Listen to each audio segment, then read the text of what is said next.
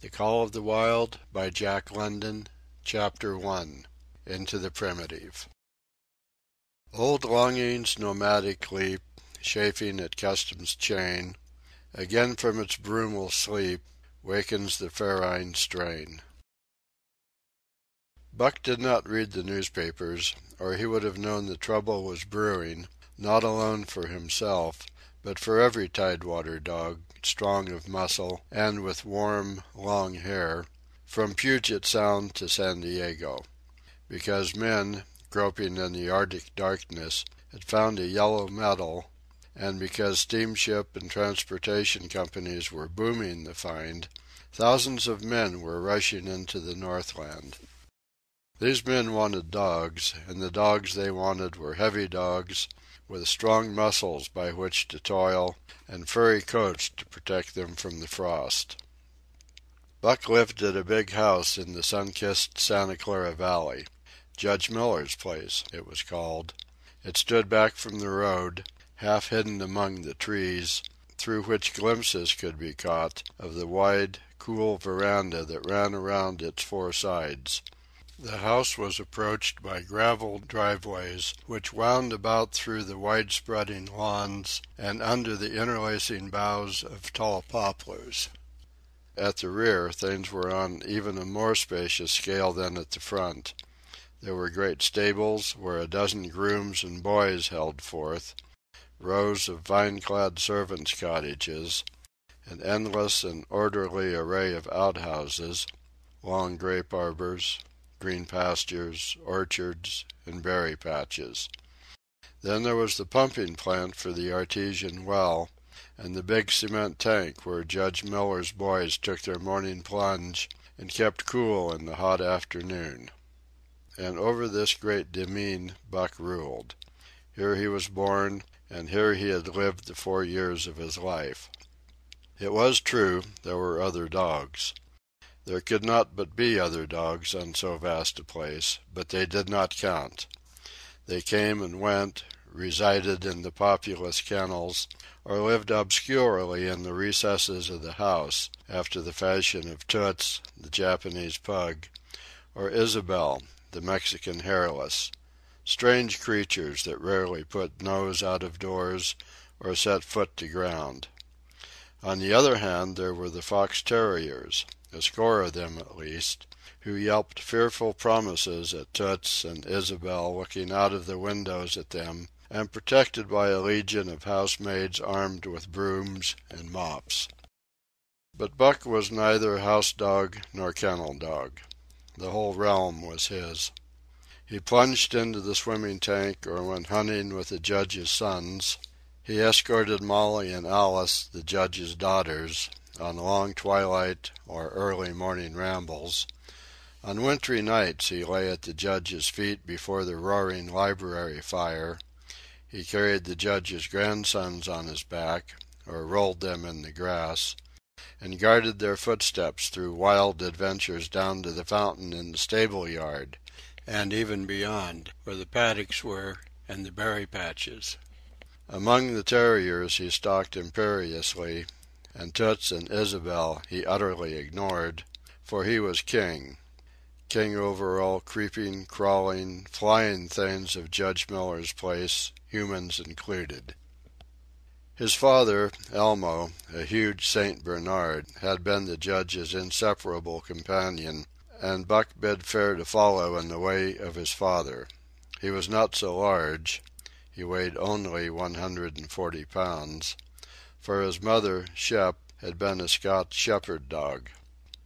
Nevertheless, 140 pounds, to which was added the dignity that comes of good living and universal respect, enabled him to carry himself in right royal fashion. During the 4 years since his puppyhood he had lived the life of a sated aristocrat. He had a fine pride in himself, was even a trifle egotistical, as country gentlemen sometimes become because of their insular situation. But he had saved himself by not becoming a mere pampered house dog. Hunting and kindred outdoor delights had kept down the fat and hardened his muscles, and to him, as to the cold tubbing races, The love of water had been a tonic and a health preserver. And this was the manner of dog Buck was in the fall of 1897, when the Klondike strike dragged men from all the world into the frozen North.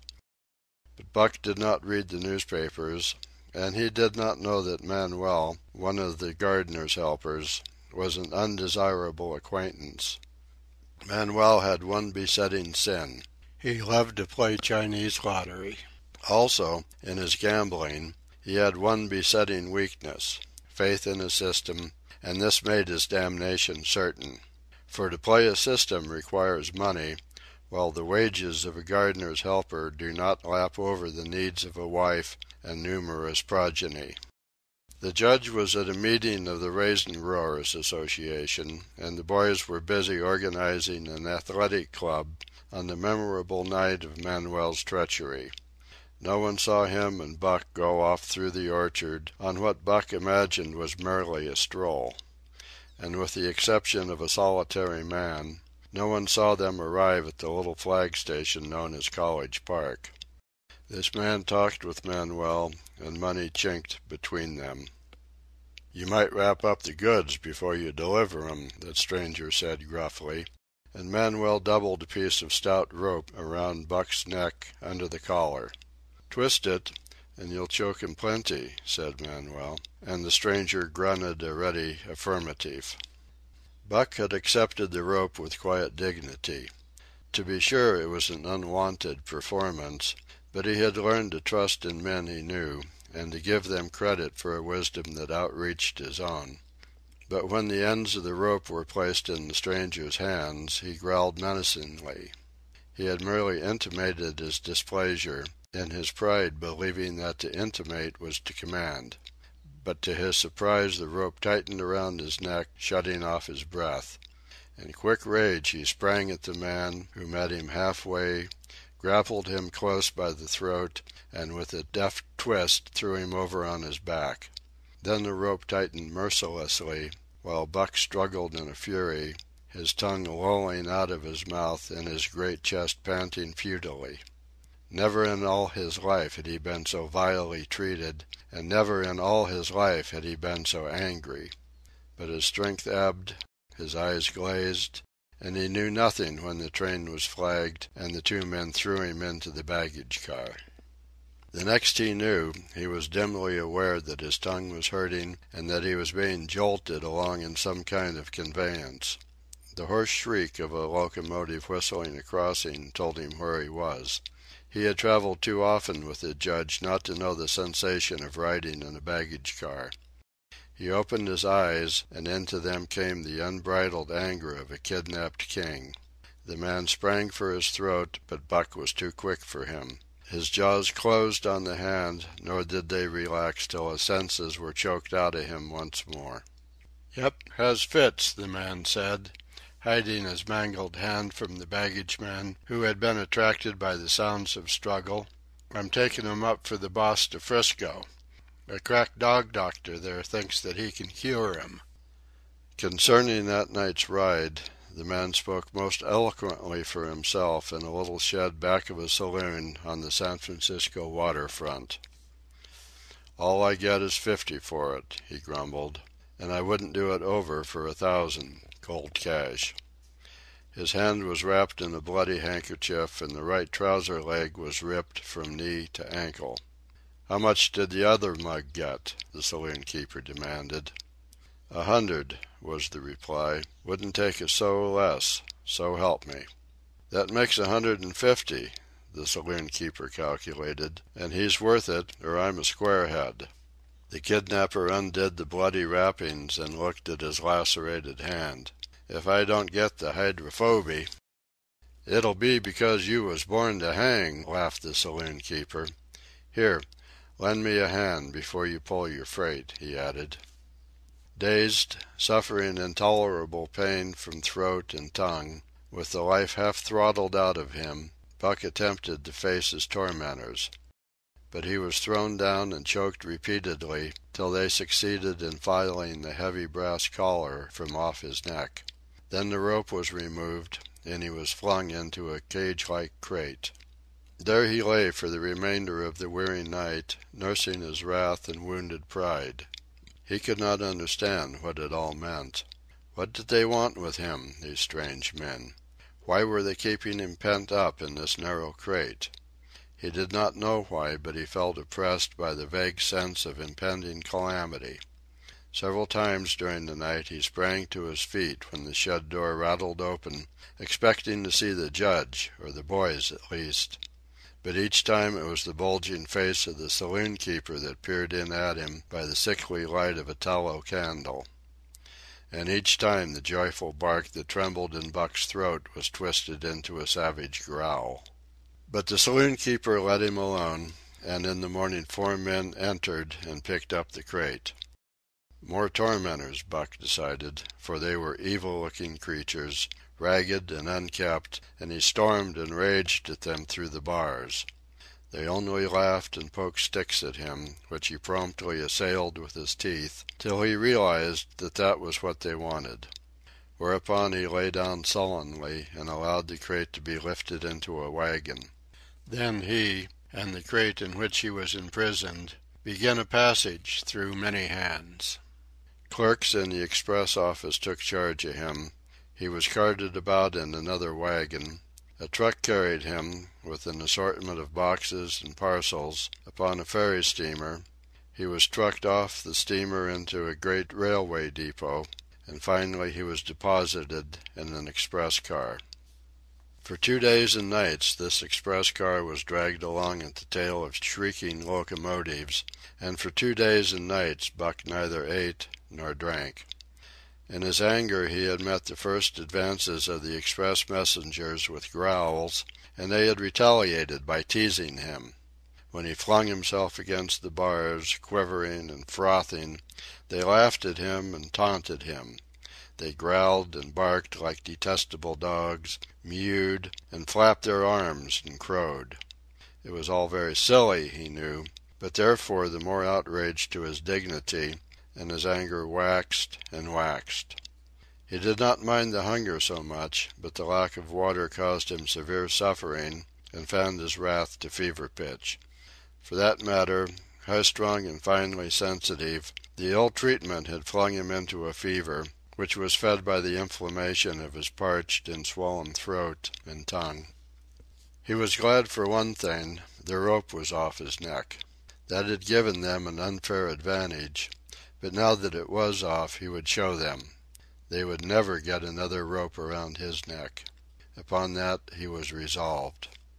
For 2 days and nights he neither ate nor drank, and during those 2 days and nights of torment he accumulated a fund of wrath that boded ill for whoever first fell foul of him. His eyes turned bloodshot, and he was metamorphosed into a raging fiend. So changed was he that the judge himself would not have recognized him, and the express messengers breathed with relief when they bundled him off the train at Seattle. 4 men gingerly carried the crate from the wagon into a small, high-walled backyard. A stout man, with a red sweater that sagged generously at the neck, came out and signed the book for the driver. That was the man, Buck divined, the next tormentor, and he hurled himself savagely against the bars. The man smiled grimly and brought a hatchet and a club. "You ain't going to take him out now?" the driver asked. "Sure," the man replied, driving the hatchet into the crate for a pry. There was an instantaneous scattering of the 4 men who had carried it in, and from safe perches on top the wall they prepared to watch the performance. Buck rushed at the splintering wood, sinking his teeth into it, surging and wrestling with it. Wherever the hatchet fell on the outside, he was there on the inside, snarling and growling, as furiously anxious to get out as the man in the red sweater was calmly intent on getting him out. "Now, you red-eyed devil," he said, when he had made an opening sufficient for the passage of Buck's body. At the same time he dropped the hatchet and shifted the club to his right hand. And Buck was truly a red-eyed devil as he drew himself together for the spring hair bristling, mouth foaming, a mad glitter in his bloodshot eyes. Straight at the man he launched his 140 pounds of fury, surcharged with the pent passion of 2 days and nights.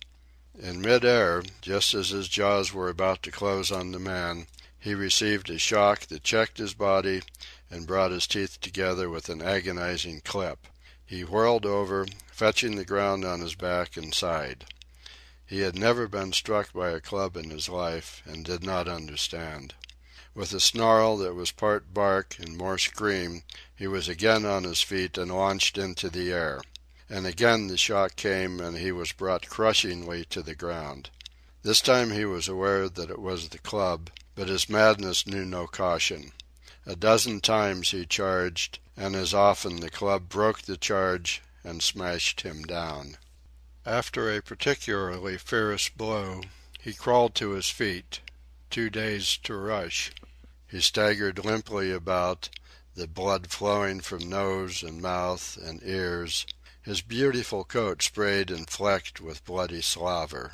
Then the men advanced and deliberately dealt him a frightful blow on the nose.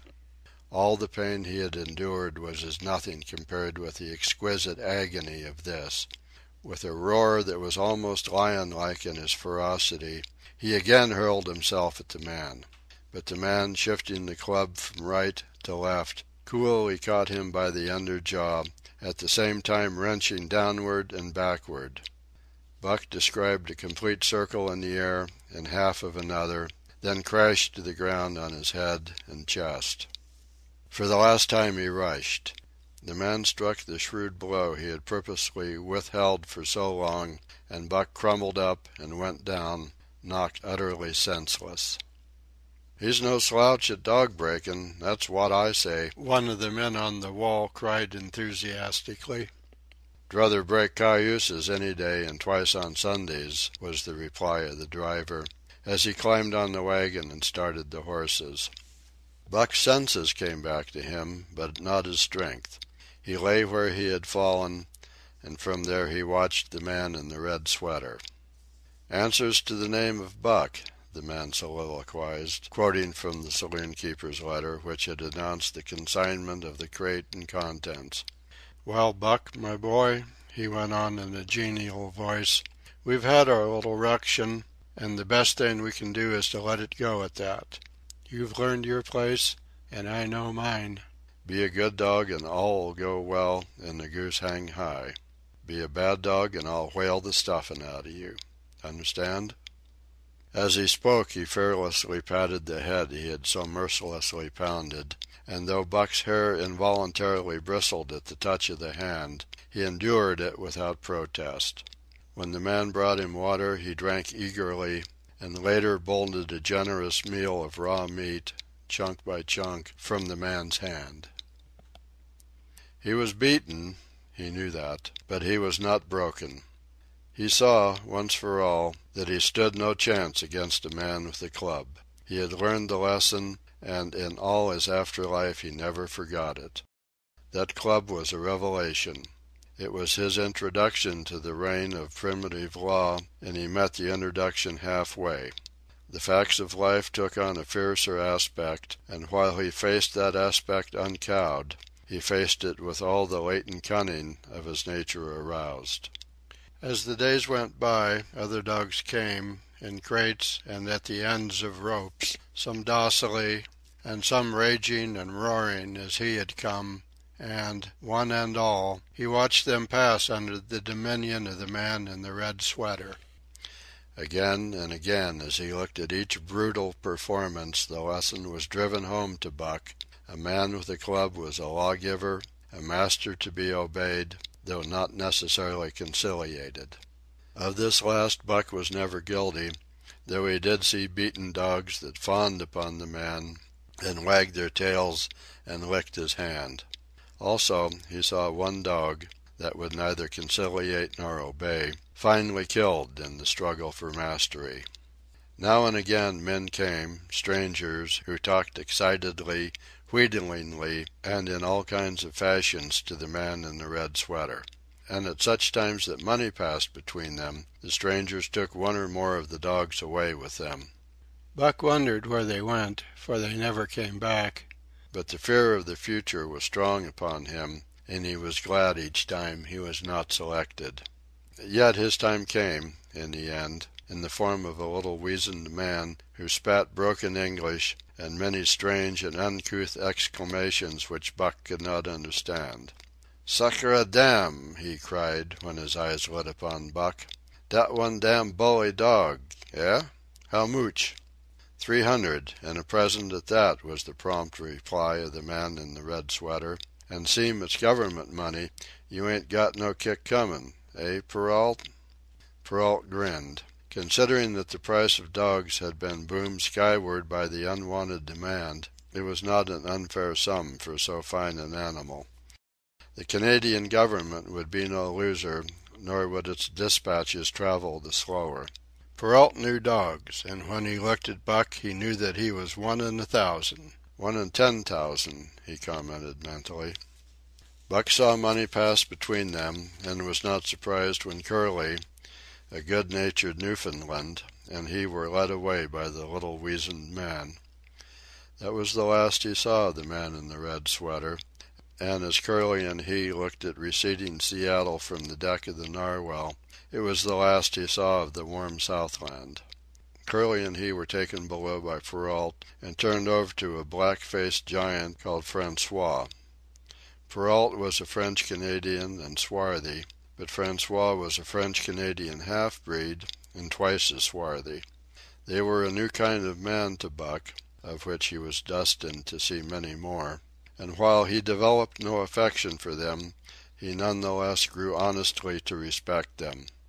He speedily learned that Perrault and Francois were fair men, calm and impartial in administering justice, and too wise in the way of dogs to be fooled by dogs. In the 'tween decks of the Narwhal, Buck and Curly joined 2 other dogs. One of them was a big, snow-white fellow from Spitzbergen, who had been brought away by a whaling captain, and who had later accompanied a geological survey into the Barrens. He was friendly, in a treacherous sort of way, smiling into one's face the while he meditated some underhand trick, as, for instance, when he stole from Buck's food at the first meal. As Buck sprang to punish him, the lash of Francois's whip sang through the air, reaching the culprit first, and nothing remained to Buck but to recover the bone. That was fair of Francois, he decided, and the half-breed began his rise in Buck's estimation. The other dog made no advances, nor received any. Also, he did not attempt to steal from the newcomers. He was a gloomy, morose fellow, and he showed Curly plainly that all he desired was to be left alone, and further, that there would be trouble if he was not left alone. Dave, he was called, and he ate and slept, or yawned between times, and took interest in nothing, not even when the Narwhal crossed Queen Charlotte Sound and rolled and pitched and bucked like a thing possessed. When Buck and Curly grew excited, half wild with fear, he raised his head as though annoyed, favored them with an incurious glance, yawned, and went to sleep again. Day and night the ship throbbed to the tireless pulse of the propeller, and though one day was very like another, it was apparent to Buck that the weather was steadily growing colder. At last, one morning, the propeller was quiet, and the Narwhal was pervaded with an atmosphere of excitement. He felt it, as did the other dogs, and knew that a change was at hand. Francois leashed them and brought them on deck. At the first step upon the cold surface, Buck's feet sank into a white, mushy something very like mud. He sprang back with a snort. More of this white stuff was falling through the air. He shook himself, but more of it fell upon him. He sniffed it curiously, then licked some up on his tongue. It bit like fire, and the next instant was gone. This puzzled him. He tried it again, with the same result. The onlookers laughed uproariously, and he felt ashamed. He knew not why, for it was his first snow. End of chapter 1. The Call of the Wild by Jack London, Chapter 2. The Law of Club and Fang. Buck's first day on the Dyea beach was like a nightmare. Every hour was filled with shock and surprise. He had been suddenly jerked from the heart of civilization and flung into the heart of things primordial. No lazy, sun-kissed life was this, with nothing to do but loaf and be bored. Here was neither peace, nor rest, nor a moment's safety. All was confusion and action, and every moment life and limb were in peril. There was imperative need to be constantly alert, for these dogs and men were not town dogs and men. They were savages, all of them, who knew no law but the law of club and fang. He had never seen dogs fight as these wolfish creatures fought, and his first experience taught him an unforgettable lesson. It is true, it was a vicarious experience, else he would not have lived to profit by it. Curly was the victim. They were camped near the log store, where she, in her friendly way, made advances to a husky dog the size of a full-grown wolf, though not half so large as she. There was no warning, only a leap in like a flash, a metallic clip of teeth, a leap out equally swift, and Curly's face was ripped open from eye to jaw. It was the wolf manner of fighting, to strike and leap away, but there was more to it than this. 30 or 40 huskies ran to the spot and surrounded the combatants in an intent and silent circle. Buck did not comprehend that silent intentness, nor the eager way with which they were licking their chops. Curly rushed her antagonist, who struck again and leaped aside. He met her next rush with his chest, in a peculiar fashion that tumbled her off her feet. She never regained them. This was what the onlooking huskies had waited for. They closed in upon her, snarling and yelping, and she was buried, screaming with agony, beneath the bristling mass of bodies. So sudden was it, and so unexpected, that Buck was taken aback. He saw Spitz run out his scarlet tongue in a way he had of laughing, and he saw Francois, swinging an axe, spring into the mess of dogs. 3 men with clubs were helping him to scatter them. It did not take long. 2 minutes from the time Curly went down, the last of her assailants were clubbed off. But she lay there limp and lifeless in the bloody, trampled snow, almost literally torn to pieces, the swart half-breed standing over her and cursing horribly. The scene often came back to Buck to trouble him in his sleep. So that was the way. No fair play. Once down, that was the end of you. Well, he would see to it that he never went down.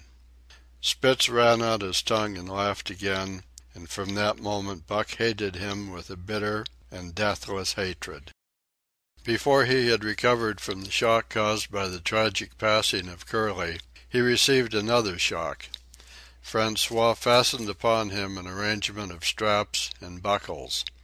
It was a harness, such as he had seen the grooms put on the horses at home. And as he had seen horses work, so he was set to work, hauling Francois on a sled to the forest that fringed the valley, and returning with a load of firewood. Though his dignity was sorely hurt by thus being made a draft animal, he was too wise to rebel.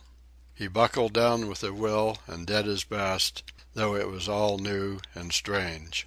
Francois was stern, demanding instant obedience, and by virtue of his whip receiving instant obedience, while Dave, who was an experienced wheeler, nipped Buck's hindquarters whenever he was in error. Spitz was the leader, likewise experienced, and while he could not always get at Buck, he growled sharp reproof now and again, or cunningly threw his weight in the traces to jerk Buck into the way he should go. Buck learned easily, and under the combined tuition of his 2 mates and Francois, made remarkable progress. Ere they returned to camp he knew enough to stop at Hoe, to go ahead at Mush, to swing wide on the bends, and to keep clear of the wheeler when the loaded sled shot downhill at their heels. "T'ree very good dogs," Francois told Perrault. "Dat Buck, him pull lak hell. I titch him queek as anyt'ing." By afternoon, Perrault, who was in a hurry to be on the trail with his dispatches, returned with 2 more dogs. Billy and Joe, he called them, 2 brothers, and true huskies both. Sons of the one mother though they were as different as day and night. Billy's one fault was his excessive good nature, while Joe was the very opposite, sour and introspective, with a perpetual snarl and a malignant eye. Buck received them in comradely fashion. Dave ignored them, while Spitz proceeded to thrash first one and then the other.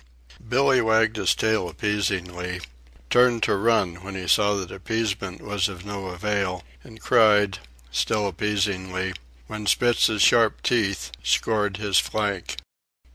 But no matter how Spitz circled, Joe whirled around on his heels to face him, mane bristling, ears laid back, lips writhing and snarling, jaws clipping together as fast as he could snap, and eyes diabolically gleaming, the incarnation of belligerent fear.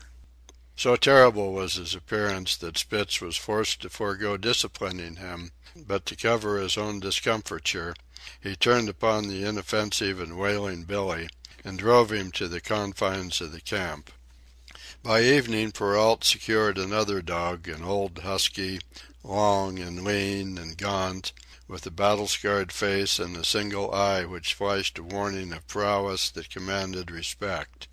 He was called Sol-leks, which means the angry one. Like Dave, he asked nothing, gave nothing, expected nothing, and when he marched slowly and deliberately into their midst, even Spitz left him alone. He had one peculiarity which Buck was unlucky enough to discover. He did not like to be approached on his blind side. Of this offense Buck was unwittingly guilty, and the first knowledge he had of his indiscretion was when Sol-leks whirled upon him and slashed his shoulder to the bone for 3 inches up and down. Forever after Buck avoided his blind side, and to the last of their comradeship had no more trouble. His only apparent ambition, like Dave's, was to be left alone, though, as Buck was afterward to learn, each of them possessed one other and even more vital ambition. That night Buck faced the great problem of sleeping. The tent, illumined by a candle, glowed warmly in the midst of the white plain, and when he, as a matter of course, entered it, both Perrault and Francois bombarded him with curses and cooking utensils till he recovered from his consternation and fled ignominiously into the outer cold. A chill wind was blowing that nipped him sharply and bit with especial venom into his wounded shoulder. He lay down on the snow and attempted to sleep, but the frost soon drove him shivering to his feet. Miserable and disconsolate, he wandered about the many tents, only to find that one place was as cold as another. Here and there savage dogs rushed upon him, but he bristled his neck hair and snarled, for he was learning fast, and they let him go his way unmolested. Finally an idea came to him. He would return and see how his own teammates were making out. To his astonishment they had disappeared.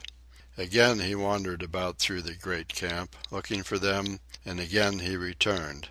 Were they in the tent? No, that could not be, else he would not have been driven out. Then where could they possibly be? With drooping tail and shivering body, very forlorn indeed, he aimlessly circled the tent. Suddenly the snow gave way beneath his forelegs, and he sank down. Something wriggled under his feet. He sprang back, bristling and snarling, fearful of the unseen and unknown.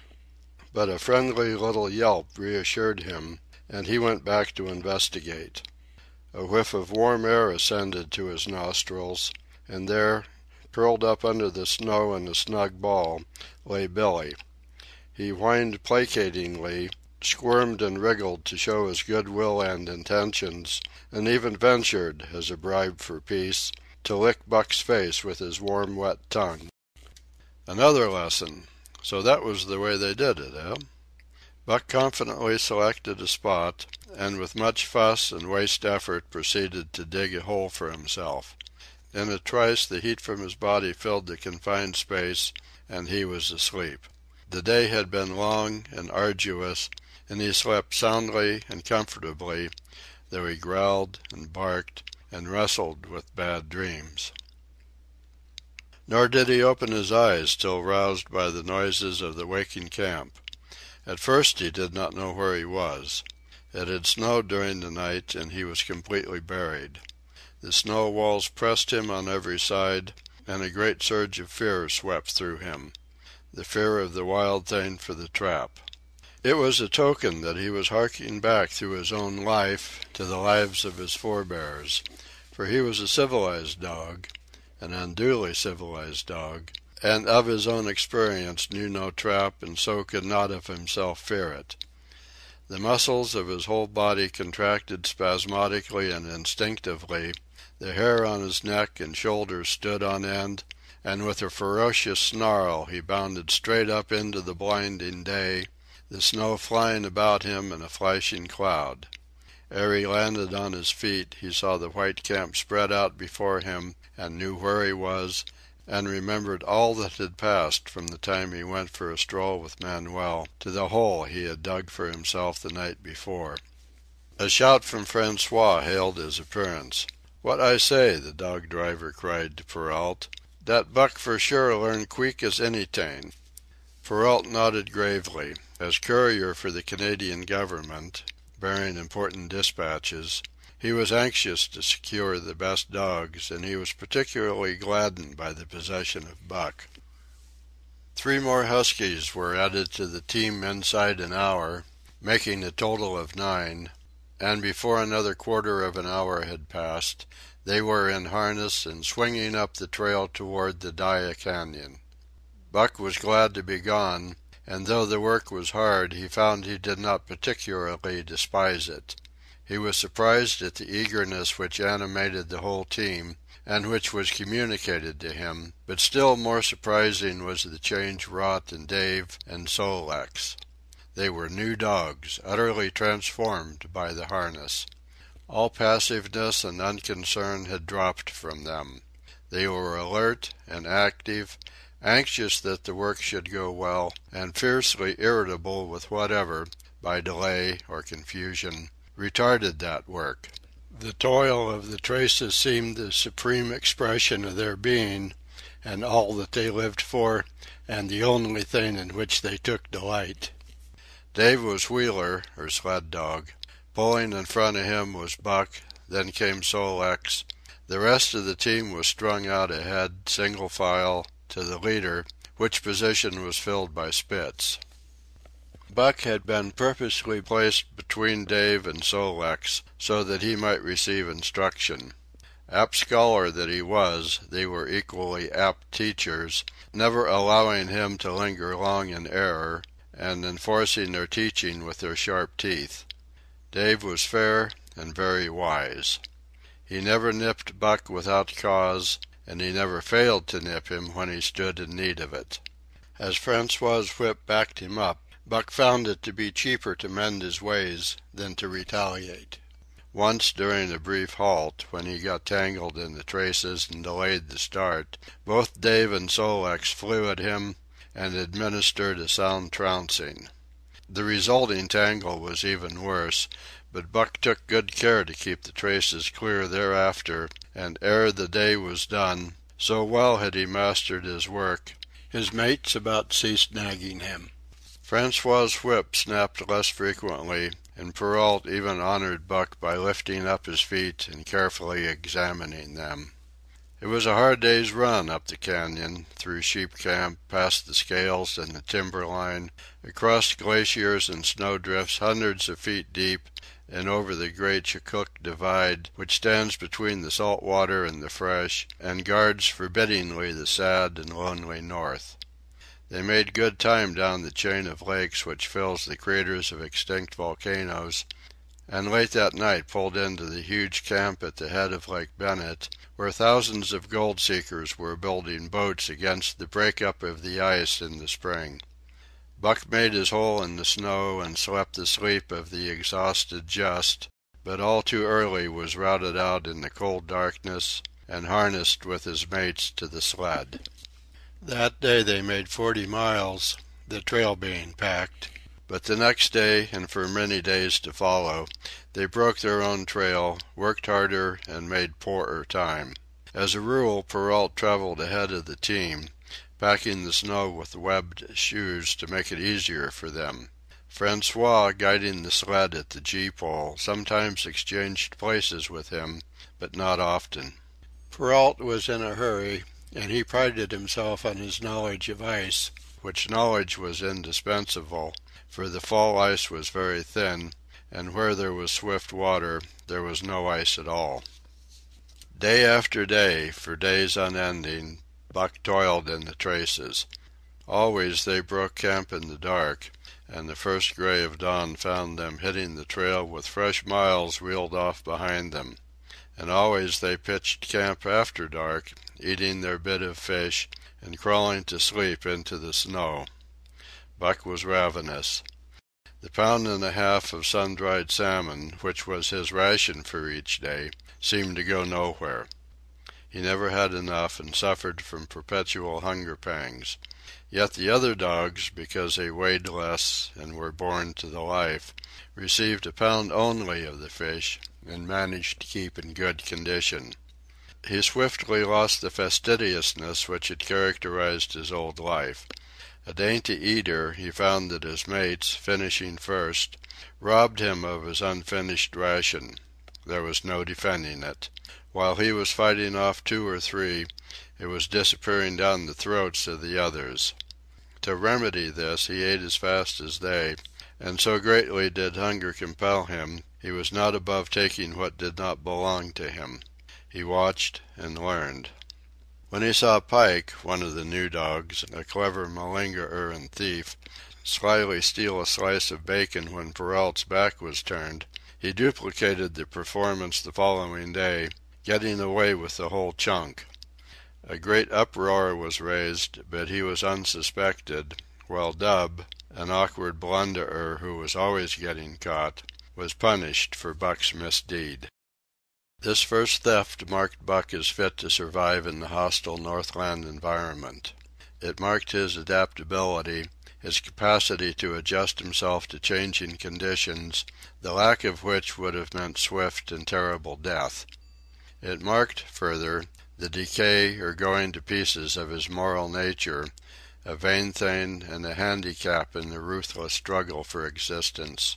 It was all well enough in the Southland, under the law of love and fellowship, to respect private property and personal feelings, but in the Northland, under the law of club and fang, whoso took such things into account was a fool, and in so far as he observed them, he would fail to prosper. Not that Buck reasoned it out. He was fit, that was all, and unconsciously he accommodated himself to the new mode of life. All his days, no matter what the odds, he had never run from a fight. But the club of the man in the red sweater had beaten into him a more fundamental and primitive code. Civilized, he could have died for a moral consideration, say the defense of Judge Miller's riding whip, but the completeness of his decivilization was now evidenced by his ability to flee from the defense of a moral consideration and so save his hide. He did not steal for joy of it, but because of the clamor of his stomach. He did not rob openly, but stole secretly and cunningly, out of respect for club and fang. In short, the things he did were done because it was easier to do them than not to do them. His development, or retrogression, was rapid. His muscles became hard as iron, and he grew callous to all ordinary pain. He achieved an internal as well as external economy. He could eat anything, no matter how loathsome or indigestible, and, once eaten, the juices of his stomach extracted the last least particle of nutriment, and his blood carried it to the farthest reaches of his body, building it into the toughest and stoutest of tissues. Sight and scent became remarkably keen, while his hearing developed such acuteness that in his sleep he heard the faintest sound and knew whether it heralded peace or peril. He learned to bite the ice out with his teeth when it collected between his toes, and when he was thirsty and there was a thick scum of ice over the water hole, he would break it by rearing and striking it with stiff forelegs. His most conspicuous trait was an ability to scent the wind and forecast it a night in advance. No matter how breathless the air when he dug his nest by tree or bank, the wind that later blew inevitably found him to leeward, sheltered and snug. And not only did he learn by experience, but instincts long dead became alive again. The domesticated generations fell from him. In vague ways he remembered back to the youth of the breed, to the time the wild dogs ranged in packs through the primeval forest and killed their meat as they ran it down. It was no task for him to learn to fight with cut and slash and the quick wolf snap. In this manner had fought forgotten ancestors. They quickened the old life within him, and the old tricks which they had stamped into the heredity of the breed were his tricks. They came to him without effort or discovery, as though they had been his always.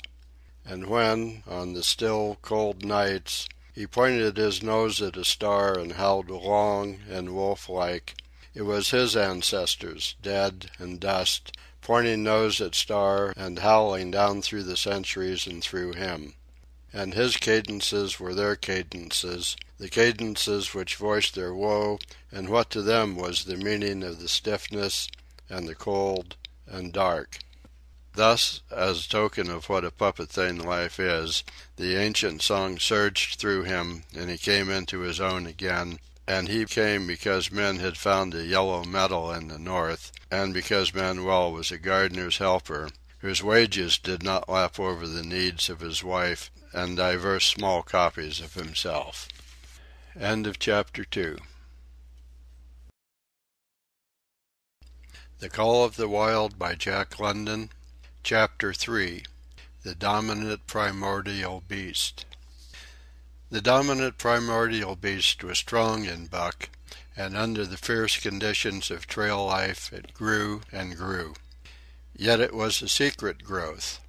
His newborn cunning gave him poise and control. He was too busy adjusting himself to the new life to feel at ease, and not only did he not pick fights, but he avoided them whenever possible. A certain deliberateness characterized his attitude. He was not prone to rashness and precipitate action, and in the bitter hatred between him and Spitz he betrayed no impatience, shunned all offensive acts. On the other hand, possibly because he divined in Buck a dangerous rival, Spitz never lost an opportunity of showing his teeth. He even went out of his way to bully Buck, striving constantly to start the fight which could end only in the death of one or the other. Early in the trip this might have taken place had it not been for an unwanted accident. At the end of this day they made a bleak and miserable camp on the shore of Lake Lebarge. Driving snow, a wind that cut like a white-hot knife, and darkness had forced them to grope for a camping place. They could hardly have fared worse.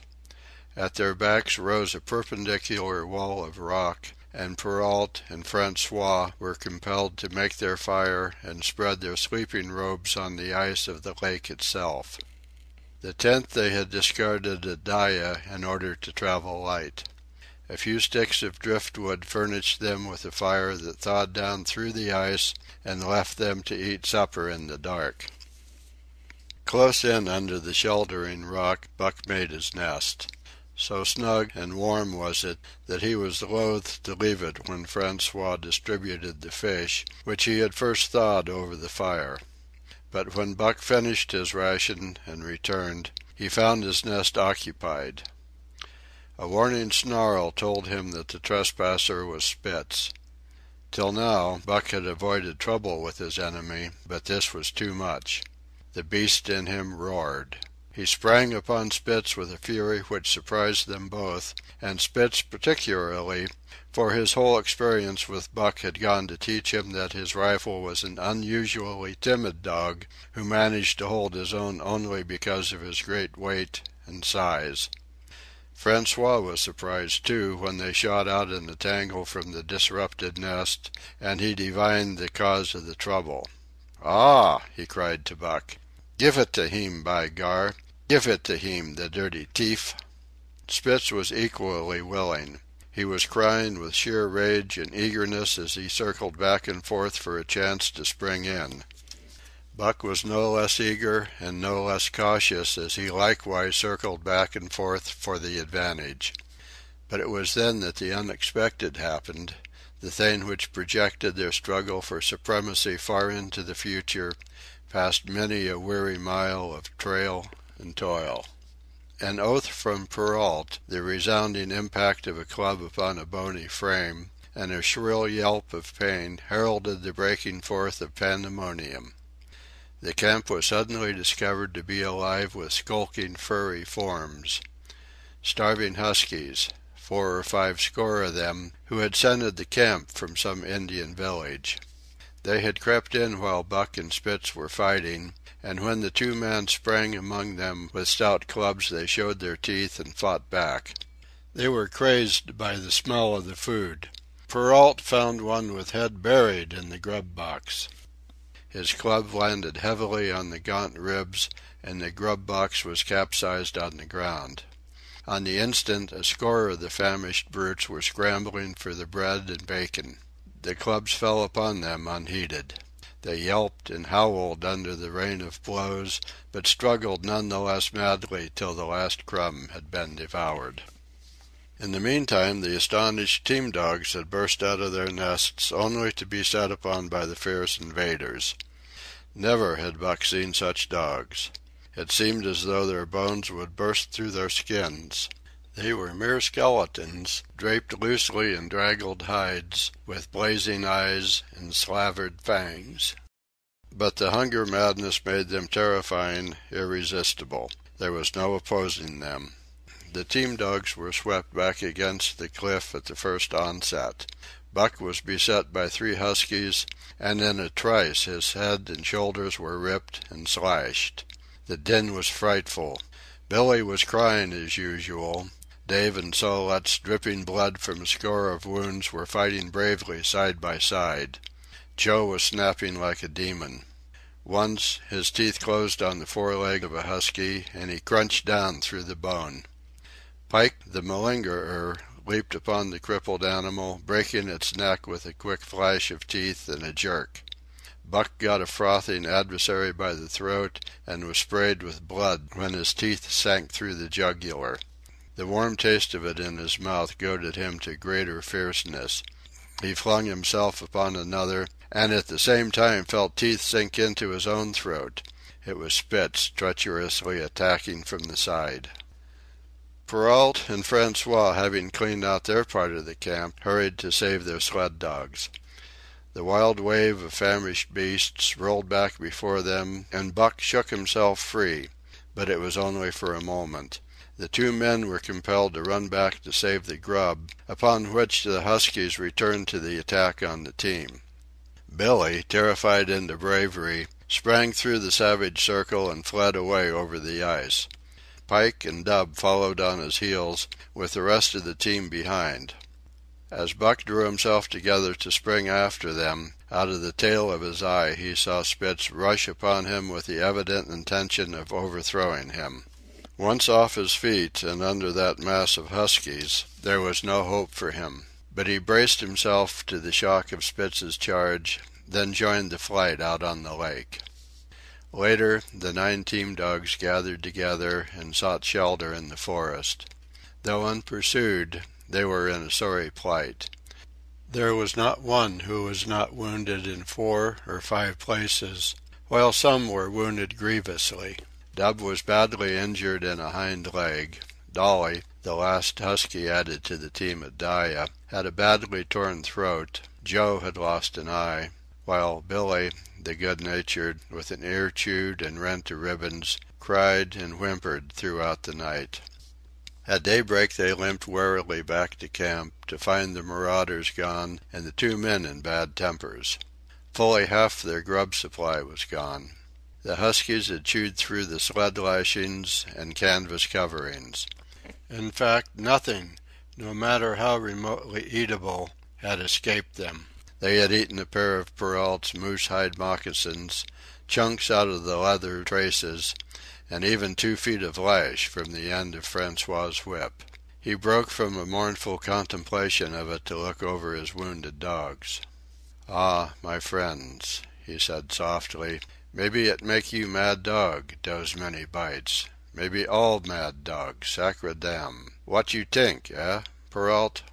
The courier shook his head dubiously. With 400 miles of trail still between him and Dawson, he could ill afford to have madness break out among his dogs. 2 hours of cursing and exertion got the harnesses into shape, and the wound-stiffened team was under way, struggling painfully over the hardest part of the trail they had yet encountered, and for that matter, the hardest between them and Dawson. The 30-mile river was wide open. Its wild water defied the frost, and it was in the eddies only, and in the quiet places, that the ice held at all. 6 days of exhausting toil were required to cover those 30 terrible miles. And terrible they were, for every foot of them was accomplished at the risk of life to dog and man. A dozen times Perrault, nosing the way, broke through the ice bridges, being saved by the long pole he carried, which he so held that it fell each time across the hole made by his body. But a cold snap was on, the thermometer registering 50 below zero, and each time he broke through he was compelled for very life to build a fire and dry his garments. Nothing daunted him. It was because nothing daunted him that he had been chosen for government courier. He took all manner of risks, resolutely thrusting his little weazened face into the frost and struggling on from dim dawn to dark. He skirted the frowning shores on rim ice that bent and crackled underfoot and upon which they dared not halt. Once the sled broke through with Dave and Buck, and they were half frozen and all but drowned by the time they were dragged out. The usual fire was necessary to save them. They were coated solidly with ice, and the two men kept them on the run around the fire, sweating and thawing, so close that they were singed by the flames. At another time Spitz went through, dragging the whole team after him up to Buck, who strained backward with all his strength, his forepaws on the slippery edge and the ice quivering and snapping all around. But behind him was Dave, likewise straining backwards, and behind the sled was Francois, pulling till his tendons cracked. Again, the rim ice broke away before and behind, and there was no escape except up the cliff. Perrault scaled it by a miracle, while Francois prayed for just that miracle, and with every thong and sled lashing and the last bit of harness rove into a long rope, the dogs were hoisted, one by one, to the cliff crest. Francois came up last after the sled and load. Then came the search for a place to descend, which descent was ultimately made by the aid of the rope, and night found them back on the river with a quarter of a mile to the day's credit. By the time they made the Hootalingua and good ice, Buck was played out. The rest of the dogs were in like condition, but Perrault, to make up lost time, pushed them late and early. The first day they covered 35 miles to the Big Salmon, the next day 35 more to the Little Salmon, the third day 40 miles, which brought them well up toward the Five Fingers. Buck's feet were not so compact and hard as the feet of the huskies. His had softened during the many generations since the day his last wild ancestor was tamed by a cave-dweller or riverman. All day long he limped in agony, and, camp once made, lay down like a dead dog. Hungry as he was, he would not move to receive his ration of fish, which Francois had to bring to him. Also, the dog driver rubbed Buck's feet for half an hour each night after supper, and sacrificed the tops of his own moccasins to make 4 moccasins for Buck. This was a great relief, and Buck caused even the weazened face of Perrault to twist itself into a grin one morning when Francois forgot the moccasins and Buck lay on his back, his 4 feet waving appealingly in the air, and refused to budge without them. Later his feet grew hard to the trail, and the worn-out footgear was thrown away. At the Pelly, one morning, as they were harnessing up, Dolly, who had never been conspicuous for anything, went suddenly mad. She announced her condition by a long, heart-breaking wolf howl that sent every dog bristling with fear, then sprang straight for Buck. He had never seen a dog go mad, nor did he have any reason to fear madness, yet he knew that here was horror, and fled away from it in a panic. Straight away he raced, with Dolly, panting and frothing, 1 leap behind. Nor could she gain on him, so great was his terror, nor could he leave her, so great was her madness. He plunged through the wooded breast of the island, fled down to the lower end, crossed a back channel filled with rough ice to another island, gained a 3rd island, curved back to the main river, and in desperation started to cross it. And all the time, though he did not look, he could hear her snarling just 1 leap behind. Francois called to him a 1/4 of a mile away, and he doubled back, still 1 leap ahead, gasping painfully for air and putting all his faith in that Francois would save him. The dog driver held the axe poised in his hand, and as Buck shot past him the axe crashed down upon Mad Dolly's head. Buck staggered over against the sled, exhausted, sobbing for breath, helpless. This was Spitz's opportunity. He sprang upon Buck, and twice his teeth sank into his unresisting foe and ripped and tore the flesh to the bone. Then Francois's lash descended, and Buck had the satisfaction of watching Spitz receive the worst whipping as yet administered to any of the teams. "One devil, dat Spitz," remarked Perrault. "Some damn day heem kill dat Buck." "Dat Buck 2 devils," was Francois's rejoinder. "All de time I watch dat Buck I know for sure. Listen, some damn fine day heem get mad lak hell, and den heem chew dat Spitz all up and spit heem out on de snow. Sure, I know." From then on it was war between them. Spitz, as lead dog and acknowledged master of the team, felt his supremacy threatened by this strange Southland dog. And strange Buck was to him, for of the many Southland dogs he had known, not one had shown up worthily in camp and on trail. They were all too soft, dying under the toil, the frost, and starvation. Buck was the exception. He alone endured and prospered, matching the husky in strength, savagery, and cunning. Then he was a masterful dog, and what made him dangerous was the fact that the club of the man in the red sweater had knocked all blind pluck and rashness out of his desire for mastery. He was preeminently cunning, and could bide his time with a patience that was nothing less than primitive. It was inevitable that the clash for leadership should come. Buck wanted it. He wanted it because it was his nature, because he had been gripped tight by that nameless, incomprehensible pride of the trail and trace, that pride which holds dogs in the toil to the last gasp, which lures them to die joyfully in the harness, and breaks their hearts if they are cut out of the harness.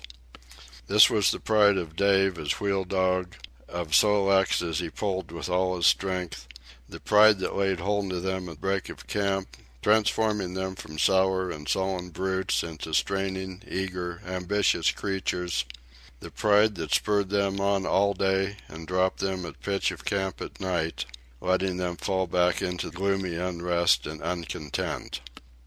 This was the pride that bore up Spitz and made him thrash the sled dogs who blundered and shirked in the traces or hid away at harness-up time in the morning. Likewise, it was this pride that made him fear Buck as a possible lead dog. And this was Buck's pride, too. He openly threatened the other's leadership. He came between him and the shirks he should have punished, and he did it deliberately. One night there was a heavy snowfall, and in the morning Pike, the malingerer, did not appear. He was securely hidden in his nest under a foot of snow. Francois called him and sought him in vain. Spitz was wild with wrath. He raged through the camp, smelling and digging in every likely place, snarling so frightfully that Pike heard and shivered in his hiding place. But when he was at last unearthed, and Spitz flew at him to punish him, Buck flew with equal rage in between. So unexpected was it, and so shrewdly managed, that Spitz was hurled backward and off his feet. Pike, who had been trembling abjectly, took heart at this open mutiny, and sprang upon his overthrown leader. Buck, to whom fair play was a forgotten code, likewise sprang upon Spitz. But Francois, chuckling at the incident while unswerving in the administration of justice, brought his lash down upon Buck with all his might. This failed to drive Buck from his prostrate rival, and the butt of the whip was brought into play. Half stunned by the blow, Buck was knocked backward, and the lash laid upon him again and again, while Spitz soundly punished the many times offending Pike. In the days that followed, as Dawson grew closer and closer, Buck still continued to interfere between Spitz and the culprits, but he did it craftily when Francois was not around. With the covert mutiny of Buck, a general insubordination sprang up and increased. Dave and Solitz were unaffected, but the rest of the team went from bad to worse. Things no longer went right. There was continual bickering and jangling. Trouble was always afoot, and at the bottom of it was Buck. He kept Francois busy, for the dog driver was in constant apprehension of the life and death struggle between the two which he knew must take place sooner or later, and on more than one night the sounds of quarreling and strife among the other dogs turned him out of his sleeping robe, fearful that Buck and Spitz were at it. But the opportunity did not present itself, and they pulled into Dawson one dreary afternoon with the great fight still to come. Here were many men and countless dogs, and Buck found them all at work. It seemed the ordained order of things that dogs should work. All day they swung up and down the main street in long teams, and in the night their jingling bells still went by. They hauled cabin logs and firewood, freighted up to the mines, and did all manner of work that horses did in the Santa Clara Valley. Here and there Buck met Southland dogs, but in the main they were the wild wolf husky breed.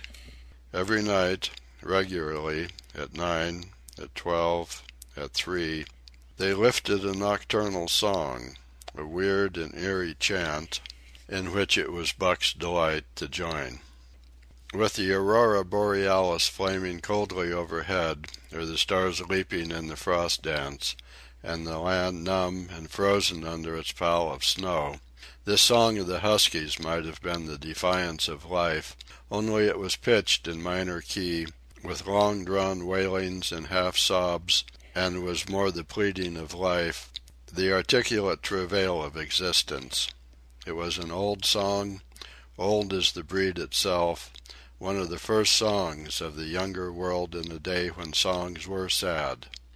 It was invested with the woe of unnumbered generations, this plaint by which Buck was so strangely stirred.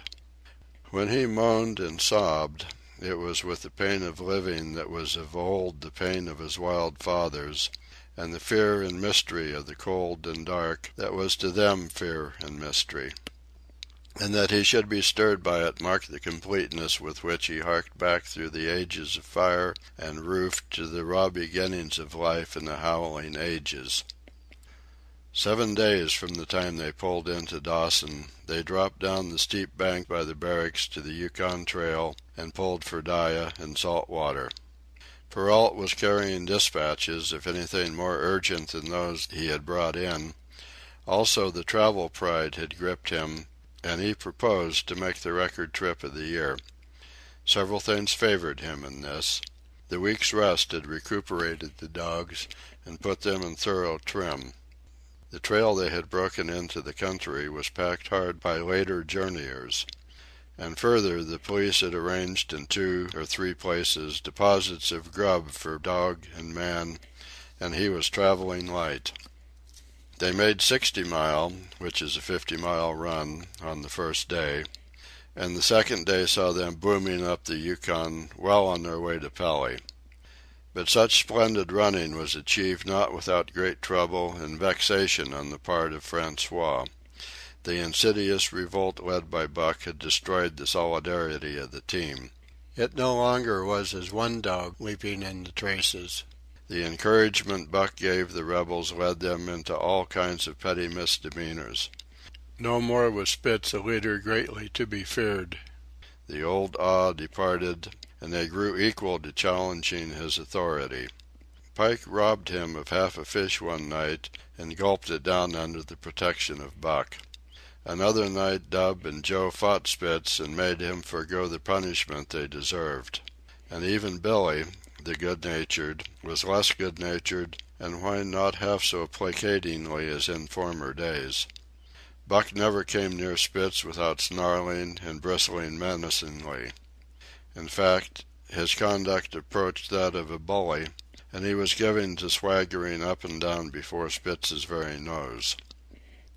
The breaking down of discipline likewise affected the dogs in their relations with one another. They quarreled and bickered more than ever among themselves, till at times the camp was a howling bedlam. Dave and Sol-leks alone were unaltered, though they were made irritable by the unending squabbling. Francois swore strange, barbarous oaths, and stamped the snow in futile rage, and tore his hair. His lash was always singing among the dogs, but it was of small avail. Directly his back was turned they were at it again. He backed up Spitz with his whip, while Buck backed up the remainder of the team. Francois knew he was behind all the trouble, and Buck knew he knew, but Buck was too clever ever again to be caught red-handed. He worked faithfully in the harness, for the toil had become a delight to him, yet it was a greater delight slyly to precipitate a fight amongst his mates and tangle the traces. At the mouth of the Tahkeena, one night after supper, Dub turned up a snowshoe rabbit, blundered it, and missed. In a second the whole team was in full cry. 100 yards away was the camp of the Northwest Police, with 50 dogs, huskies all, who joined the chase. The rabbit sped down the river, turned off into a small creek, up the frozen bed of which it held steadily. It ran lightly on the surface of the snow, while the dogs plowed through by main strength. Buck led the pack, 60 strong, around bend after bend, but he could not gain. He lay down low to the race, whining eagerly, his splendid body flashing forward, leap by leap, in the wan white moonlight. And leap by leap, like some pale frost wraith, the snowshoe rabbit flashed on ahead. All that stirring of old instincts which at stated periods drive men out from the sounding cities to forest and plain to kill things by chemically propelled leaden pellets, the bloodlust, the joy to kill, all this was Buck's, only it was infinitely more intimate. He was raging at the head of the pack, running the wild thing down, the living meat, to kill with his own teeth and wash his muzzle to the eyes in warm blood. There is an ecstasy that marks the summit of life, and beyond which life cannot rise. And such is the paradox of living. This ecstasy comes when one is most alive, and it comes as a complete forgetfulness that one is alive. This ecstasy, this forgetfulness of living, comes to the artist, caught up and out of himself in a sheet of flame. It comes to the soldier, war-mad on a stricken field and refusing quarter. And it came to Buck, leading the pack, sounding the old wolf cry, straining after the food that was alive and that fled swiftly before him through the moonlight. He was sounding the deeps of his nature, and of the parts of his nature that were deeper than he, going back into the womb of time. He was mastered by the sheer surging of life, the tidal wave of being, the perfect joy of each separate muscle, joint, and sinew in that it was everything that was not death, that it was aglow and rampant, expressing itself in movement, flying exultantly under the stars and over the face of dead matter that did not move. But Spitz, cold and calculating even in his supreme moods, left the pack and cut across a narrow neck of land where the creek made a long bend around. Buck did not know of this, and as he rounded the bend, the frost wraith of a rabbit still flitting before him, he saw another and larger frost wraith leap from the overhanging bank into the immediate path of the rabbit. It was Spitz.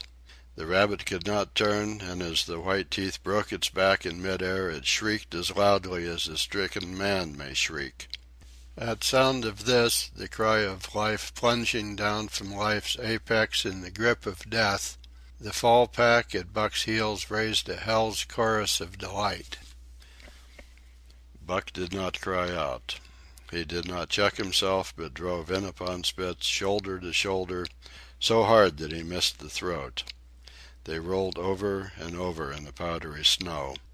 Spitz gained his feet almost as though he had not been overthrown, slashing Buck down the shoulder and leaping clear. Twice his teeth clipped together like the steel jaws of a trap as he backed away for better footing, with lean and lifting lips that writhed and snarled. In a flash Buck knew it. The time had come. It was to the death. As they circled about, snarling, ears laid back, keenly watchful for the advantage, the scene came to Buck with a sense of familiarity. He seemed to remember it all, the white woods, and earth, and moonlight, and the thrill of battle. Over the whiteness and silence brooded a ghostly calm. There was not the faintest whisper of air, nothing moved, not a leaf quivered, the visible breaths of the dogs rising slowly and lingering in the frosty air. They had made short work of the snowshoe rabbit, these dogs that were ill-tamed wolves, and they were now drawn up in an expectant circle. They, too, were silent, their eyes only gleaming and their breaths drifting slowly upward. To Buck it was nothing new or strange, this scene of old time. It was as though it had always been the wonted way of things. Spitz was a practiced fighter.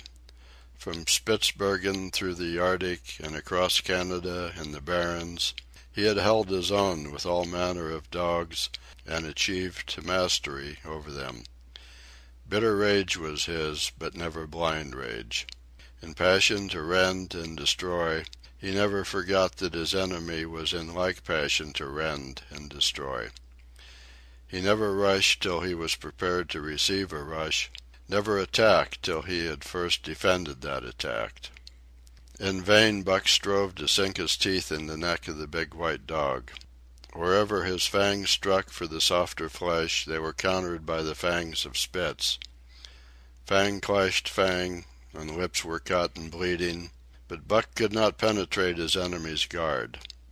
Then he warmed up and enveloped Spitz in a whirlwind of rushes. Time and time again he tried for the snow-white throat, where life bubbled near to the surface, and each time and every time Spitz slashed him and got away. Then Buck took to rushing as though for the throat, when, suddenly drawing back his head and curving in from the side, he would drive his shoulder at the shoulder of Spitz as a ram by which to overthrow him. But instead, Buck's shoulder was slashed down each time as Spitz leaped lightly away. Spitz was untouched, while Buck was streaming with blood and panting hard. The fight was growing desperate, and all the while the silent and wolfish circle waited to finish off whichever dog went down. As Buck grew winded, Spitz took to rushing, and he kept him staggering for footing. Once Buck went over, and the whole circle of 60 dogs started up, but he recovered himself, almost in mid-air, and the circle sank down again and waited. But Buck possessed a quality that made for greatness, imagination. He fought by instinct, but he could fight by head as well. He rushed, as though attempting the old shoulder trick, but at the last instant swept low to the snow and in. His teeth closed on Spitz's left foreleg. There was a crunch of breaking bone, and the white dog faced him on 3 legs. Thrice he tried to knock him over, then repeated the trick and broke the right foreleg. Despite the pain and helplessness, Spitz struggled madly to keep up. He saw the silent circle with gleaming eyes, lolling tongues, and silvery breaths drifting upward, closing in upon him as he had seen similar circles close in upon beaten antagonists in the past. Only this time he was the one who was beaten. There was no hope for him. Buck was inexorable. Mercy was a thing reserved for gentler climes. He maneuvered for the final rush. The circle had tightened till he could feel the breaths of the huskies on his flanks. He could see them, beyond Spitz and to either side, half crouching for the spring, their eyes fixed upon him. A pause seemed to fall. Every animal was motionless, as though turned to stone. Only Spitz quivered and bristled as he staggered back and forth, snarling with horrible menace, as though to frighten off impending death. Then Buck sprang in and out, but while he was in, shoulder had at last squarely met shoulder. The dark circle became a dot on the moon-flooded snow as Spitz disappeared from view. Buck stood and looked on, the successful champion, the dominant primordial beast who had made his kill and found it good. End of Chapter 3. The Call of the Wild by Jack London, Chapter 4. Who has won to mastership? What I say, I speak true when I say dat Buck 2 devils. This was Francois's speech next morning, when he discovered Spitz missing and Buck covered with wounds. He drew him to the fire and by its light pointed them out. "Dat Spitz fight like hell," said Perrault, as he surveyed the gaping rips and cuts. "And that Buck fight like 2 hells," was Francois's answer. "And now we make good time. No more Spitz, no more trouble, sure." While Perrault packed the camp outfit and loaded the sled, the dog driver proceeded to harness the dogs. Buck trotted up to the place Spitz would have occupied as leader, but Francois, not noticing him, brought Sol-leks to the coveted position. In his judgment, Sol-leks was the best lead dog left. Buck sprang upon Sol-leks in a fury, driving him back and standing in his place. Francois cried, slapping his thighs gleefully. "Look at dat Buck. Him kill dat Spitz. Him tink to take de job." "Go away, Chook," he cried, but Buck refused to budge. He took Buck by the scruff of the neck, and though the dog growled threateningly, dragged him to one side and replaced Sol-leks. The old dog did not like it, and showed plainly that he was afraid of Buck. Francois was obdurate, but when he turned his back Buck again displaced Sol-leks, who was not at all unwilling to go. Francois was angry. "Now, by gar, I feex you," he cried, coming back with a heavy club in his hand. Buck remembered the man in the red sweater and retreated slowly, nor did he attempt to charge in when Sol-leks was once more brought forward. But he circled just beyond the range of the club, snarling with bitterness and rage, and while he circled he watched the club so as to dodge it if thrown by Francois, for he was become wise in the way of clubs. The driver went about his work, and he called to Buck when he was ready to put him in his old place in front of Dave. Buck retreated 2 or 3 steps. Francois followed him up, whereupon he again retreated. After some time of this, Francois threw down the club, thinking that Buck feared a thrashing. But Buck was in open revolt. He wanted not to escape a clubbing, but to have the leadership. It was his by right. He had earned it, and he would not be content with less. Perrault took a hand. Between them they ran him about for the better part of an hour. They threw clubs at him. He dodged. They cursed him, and his fathers and mothers before him, and all his seed to come after him down to the remotest generation, and every hair on his body and drop of blood in his veins, and he answered curse with snarl, and kept out of their reach. He did not try to run away, but retreated around and around the camp, advertising plainly that when his desire was met, he would come in and be good. Francois sat down and scratched his head. Perrault looked at his watch and swore. Time was flying, and they should have been on the trail an hour gone. Francois scratched his head again.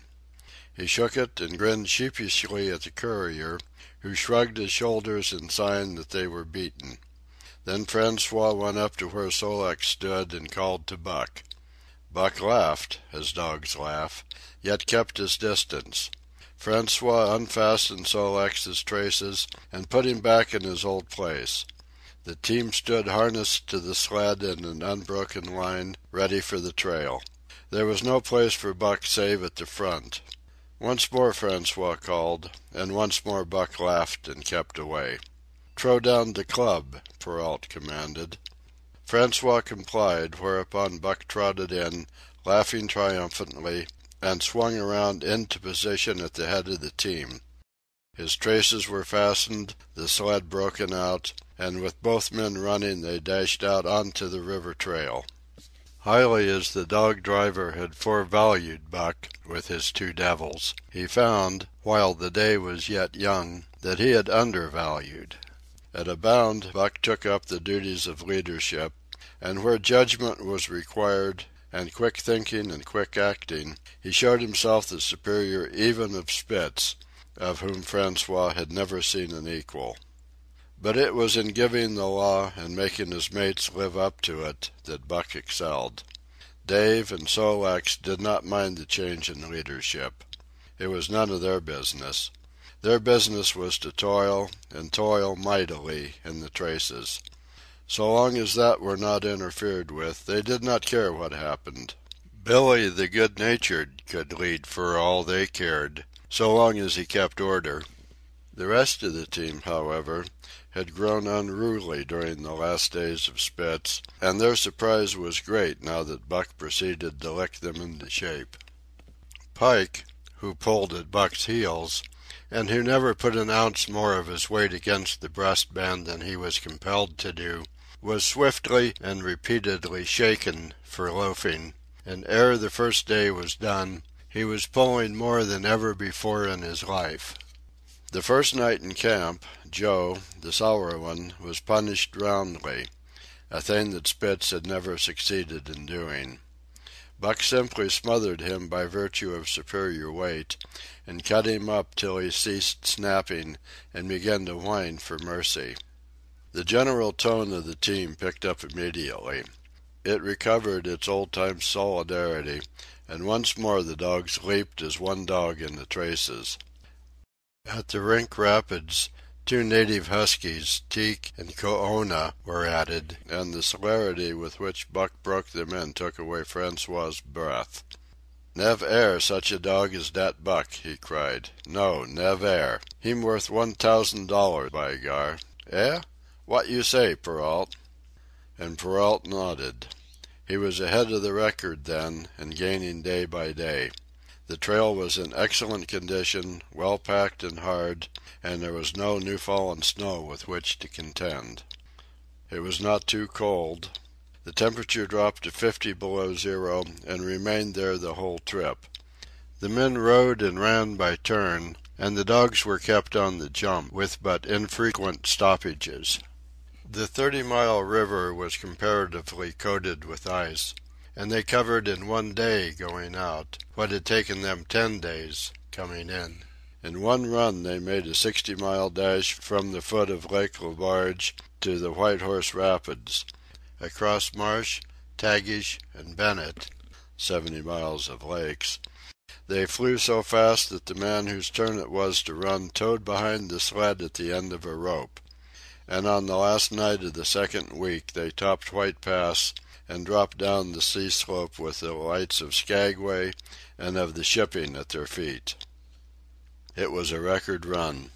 Each day for 14 days they had averaged 40 miles. For 3 days Perrault and Francois threw chests up and down the main street of Skagway and were deluged with invitations to drink, while the team was the constant center of a worshipful crowd of dog-busters and mushers. Then 3 or 4 Western bad men aspired to clean out the town, were riddled like pepper boxes for their pains, and public interest turned to other idols. Next came official orders. Francois called Buck to him, threw his arms around him, wept over him. And that was the last of Francois and Perrault. Like other men, they passed out of Buck's life for good. A Scotch half-breed took charge of him and his mates, and in company with a dozen other dog teams he started back over the weary trail to Dawson. It was no light running now, no record time, but heavy toil each day, with a heavy load behind. For this was the mail train, carrying word from the world to the men who sought gold under the shadow of the pole. Buck did not like it, but he bore up well to the work, taking pride in it after the manner of Dave and Sol-leks, and seeing that his mates, whether they prided in it or not, did their fair share. It was a monotonous life, operating with machine-like regularity. One day was very like another. At a certain time each morning the cooks turned out, fires were built, and breakfast was eaten. Then, while some broke camp, others harnessed the dogs, and they were under way an hour or so before the darkness fell which gave warning of dawn. At night camp was made. Some pitched the flies, others cut firewood and pine boughs for the beds, and still others carried water or ice for the cooks. Also the dogs were fed. To them this was the one feature of the day, though it was good to loaf around, after the fish was eaten, for an hour or so with the other dogs, of which there were 50 and odd. There were fierce fighters among them, but 3 battles with the fiercest brought Buck to mastery, so that when he bristled and showed his teeth, they got out of his way. Best of all, perhaps, he loved to lie near the fire, hind legs crouched under him, forelegs stretched out in front, head raised, and eyes blinking dreamily at the flames. Sometimes he thought of Judge Miller's big house in the sun-kissed Santa Clara Valley, and of the cement swimming tank, and Isabel the Mexican hairless, and Toots the Japanese pug. But oftener he remembered the man in the red sweater, the death of Curly, the great fight with Spitz, and the good things he had eaten, or would like to eat. He was not homesick. The Sunland was very dim and distant, and such memories had no power over him.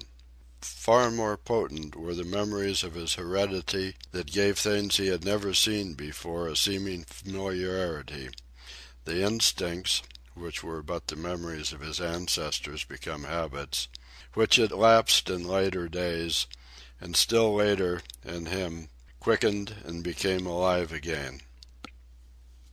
Sometimes as he crouched there, blinking dreamily at the flames, it seemed that the flames were of another fire, and that as he crouched by this other fire he saw another and different man from the half-breed cook before him. This other man was shorter of leg and longer of arm, with muscles that were stringy and knotty rather than rounded and swelling. The hair of this man was long and matted, and his head slanted back under it from the eyes. He uttered strange sounds, and seemed very much afraid of the darkness, into which he peered continually, clutching in his hand, which hung midway between knee and foot, a stick with a heavy stone made fast to the end. He was all but naked, a ragged and fire-scorched skin hanging part way down his back, but on his body there was much hair. In some places, across the chest and shoulders and down the outside of the arms and thighs, it was matted into almost a thick fur. He did not stand erect, but with trunk inclined forward from the hips, on legs that bent at the knees. About his body there was a peculiar springiness or resiliency, almost cat-like, and a quick alertness as of one who lived in perpetual fear of things seen and unseen. At other times this hairy man squatted by the fire, with head between his legs, and slept. On such occasions his elbows were on his knees, his hands clasped above his head as though to shed rain by the hairy arms. And beyond that fire, in the circling darkness, Buck could see many gleaming coals, 2 by 2, always 2 by 2, which he knew to be the eyes of great beasts of prey. And he could hear the crashing of their bodies through the undergrowth, and the noises they made in the night. And dreaming there, by the Yukon bank, with lazy eyes blinking at the fire, these sounds and sights of another world would make the hair to rise along his back, and stand on end across his shoulders and up his neck, till he whimpered low and suppressedly, or growled softly, and the half-breed cook shouted at him, "Hey, you Buck, wake up!" Whereupon the other world would vanish, and the real world come into his eyes, and he would get up and yawn and stretch, as though he had been asleep. It was a hard trip, with the mail behind them, and the heavy work wore them down. They were short of weight and in poor condition when they made Dawson, and should have had a 10 days' or a week's rest at least. But in 2 days' time they dropped down the Yukon bank from the barracks, loaded with letters for the outside. The dogs were tired, the drivers grumbling, and to make matters worse it snowed every day. This meant a soft trail, greater friction on the runners, and heavier pulling for the dogs. Yet the drivers were fair through it all, and did their best for the animals. Each night the dogs were attended to first. They ate before the drivers ate, and no man sought his sleeping robe till he had seen to the feet of the dogs he drove. Still, their strength went down. Since the beginning of the winter they had traveled 1,800 miles, dragging sleds the whole weary distance, and 1,800 miles will tell upon life of the toughest. Buck stood it, keeping his mates up to their work and maintaining discipline, though he, too, was very tired. Billy cried and whimpered regularly in his sleep each night. Joe was sourer than ever, and Sol-leks was unapproachable, blind side or other side. But it was Dave who suffered most of all. Something had gone wrong with him. He became more morose and irritable, and when camp was pitched at once made his nest where his driver fed him. Once out of the harness and down, he did not get on his feet again till harness-up time in the morning. Sometimes in the traces, when jerked by a sudden stoppage of the sled, or by straining to start it, he would cry out with pain. The driver examined him, but could find nothing. All the drivers became interested in his case. They talked it over at mealtime, and over their last pipes before going to bed, and one night they held a consultation. He was brought from his nest to the fire, and was pressed and prodded till he cried out many times. Something was wrong inside, but they could locate no broken bones, could not make it out. By the time Cassiar Bar was reached, he was so weak that he was falling repeatedly in the traces. The Scotch half-breed called a halt and took him out of the team, making the next dog, Sol-leks, fast to the sled. His intention was to rest Dave, letting him run free behind the sled. Sick as he was, Dave resented being taken out, grunting and growling while the traces were unfastened, and whimpering broken-heartedly when he saw Sol-leks in the position he had held and served so long. For the pride of trace and trail was his, and, sick unto death, He could not bear that another dog should do his work. When the sled started, he floundered in the soft snow alongside the beaten trail, attacking Sol-leks with his teeth, rushing against him and trying to thrust him off into the soft snow on the other side, striving to leap inside his traces and get between him and the sled, and all the while whining and yelping and crying with grief and pain. The half-breed tried to drive him away with the whip, but he paid no heed to the stinging lash, and the man had not the heart to strike harder. Dave refused to run quietly on the trail behind the sled, where the going was easy, but continued to flounder alongside in the soft snow, where the going was most difficult, till exhausted. Then he fell, and lay where he fell, howling lugubriously as the long train of sleds churned by. With the last remnant of his strength he managed to stagger along behind till the train made another stop, where he floundered past the sleds to his own, where he stood alongside Sol-leks. His driver lingered a moment to get a light for his pipe from the man behind. Then he returned and started his dogs. They swung out on the trail with remarkable lack of exertion, turned their heads uneasily, and stopped in surprise.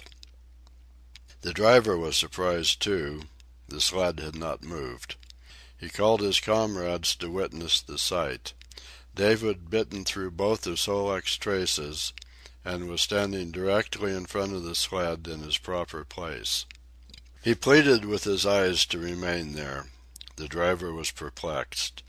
His comrades talked of how a dog could break its heart through being denied the work that killed it, and recalled instances they had known, where dogs, too old for the toil, or injured, had died because they were cut out of the traces. Also, they held it a mercy, since Dave was to die anyway, that he should die on the traces, heart easy and content. So he was harnessed in again, and proudly he pulled as of old, though more than once he cried out involuntarily from the bite of his inward hurt. Several times he fell down and was dragged in the traces, and once the sled ran upon him so that he limped thereafter in one of his hind legs. But he held out till camp was reached, when his driver made a place for him by the fire. Morning found him too weak to travel. At harness-up time he tried to crawl to his driver. By convulsive efforts he got on his feet, staggered, and fell. Then he wormed his way forward slowly toward where the harnesses were being put on his mates. He would advance his forelegs and drag up his body with a sort of hitching movement, when he would advance his forelegs and hitch again for a few more inches. His strength left him, and the last his mates saw of him he lay gasping in the snow and yearning toward them. But they could hear him mournfully howling till they passed out of sight behind the belt of river timber. Here the train was halted. The Scotch half-breed slowly retraced his steps to the camp they had left. The men ceased talking. A revolver shot rang out. The man came back hurriedly. The whip snapped, the bells tinkled merrily, the sleds churned along the trail. But Buck knew, and every dog knew, what had taken place behind the belt of river trees.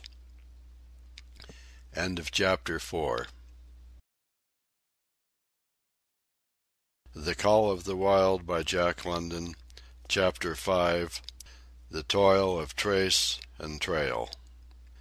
30 days from the time it left Dawson, the saltwater mail, with Buck and his mates at the fore, arrived at Skagway. They were in a wretched state, worn out and worn down. Buck's 140 pounds had dwindled to 115. The rest of his mates, though lighter dogs, had relatively lost more weight than he. Pike, the malingerer, who, in his lifetime of deceit, had often successfully feigned a hurt leg, was now limping in earnest. Sol-leks was limping, and Dub was suffering from a wrenched shoulder blade. They were all terribly footsore. No spring or rebound was left in them.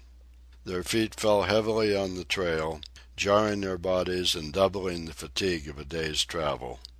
There was nothing the matter with them except they were dead tired. It was not the dead tiredness that comes through brief and excessive effort, from which recovery is a matter of hours, but it was the dead tiredness that comes through the slow and prolonged strength drainage of months of toil. There was no power of recuperation left, no reserve strength to call upon. It had been all used, the last least bit of it. Every muscle, every fiber, every cell was tired, dead tired. And there was reason for it. In less than 5 months they had traveled 2,500 miles, during the last 1,800 of which they had had but 5 days' rest. When they arrived at Skagway they were apparently on their last legs. They could barely keep the traces taut, and on the downgrades just managed to keep out of the way of the sled. "Mush on, poor sore feets," the driver encouraged them as they tottered down the main street of Skagway. "Dis is de las'. Den we get one long rest. Eh, for sure. One bully long rest." The drivers confidently expected a long stopover. Themselves, they had covered 1,200 miles with 2 days' rest, and in the nature of reason and common justice they deserved an interval of loafing. But so many were the men who had rushed into the Klondike, and so many were the sweethearts, wives, and kins that had not rushed in, that the congested mail was taking on Alpine proportions. Also, there were official orders. Fresh batches of Hudson Bay dogs were to take the place of those worthless for the trail. The worthless ones were to be got rid of, and, since dogs count for little against dollars, they were to be sold. 3 days passed, by which time Buck and his mates found out how really tired and weak they were. Then, on the morning of the 4th day, 2 men from the States came along and bought them, harness and all, for a song. The men addressed each other as Hal and Charles. Charles was a middle-aged, lightish-colored man, with weak and watery eyes, and a mustache that twisted fiercely and vigorously up, giving the lie to the limply drooping lip it concealed. Hal was a youngster of 19 or 20, with a big Colt's revolver and a hunting knife strapped about him on a belt that fairly bristled with cartridges. This belt was the most salient thing about him. It advertised his callousness, a callousness sheer and unutterable. Both men were manifestly out of place, and why such as they should adventure the north is part of the mystery of things that passes understanding. Buck heard the chaffering, saw the money pass between the man and the government agent, and knew that the Scotch half-breed and the mail-train drivers were passing out of his life on the heels of Perrault and Francois and the others who had gone before. When driven with his mates to the new owner's camp, Buck saw a slipshod and slovenly affair, tent half-stretched, dishes unwashed, everything in disorder. Also, he saw a woman. Mercedes, the men called her. She was Charles' wife and Hal's sister. A nice family party. Buck watched them apprehensively as they proceeded to take down the tent and load the sled. There was a great deal of effort about their manner, but no businesslike method. The tent was rolled into an awkward bundle 3 times as large as it should have been. The tin dishes were packed away unwashed. Mercedes continually fluttered in the way of her men and kept up an unbroken chattering of remonstrance and advice.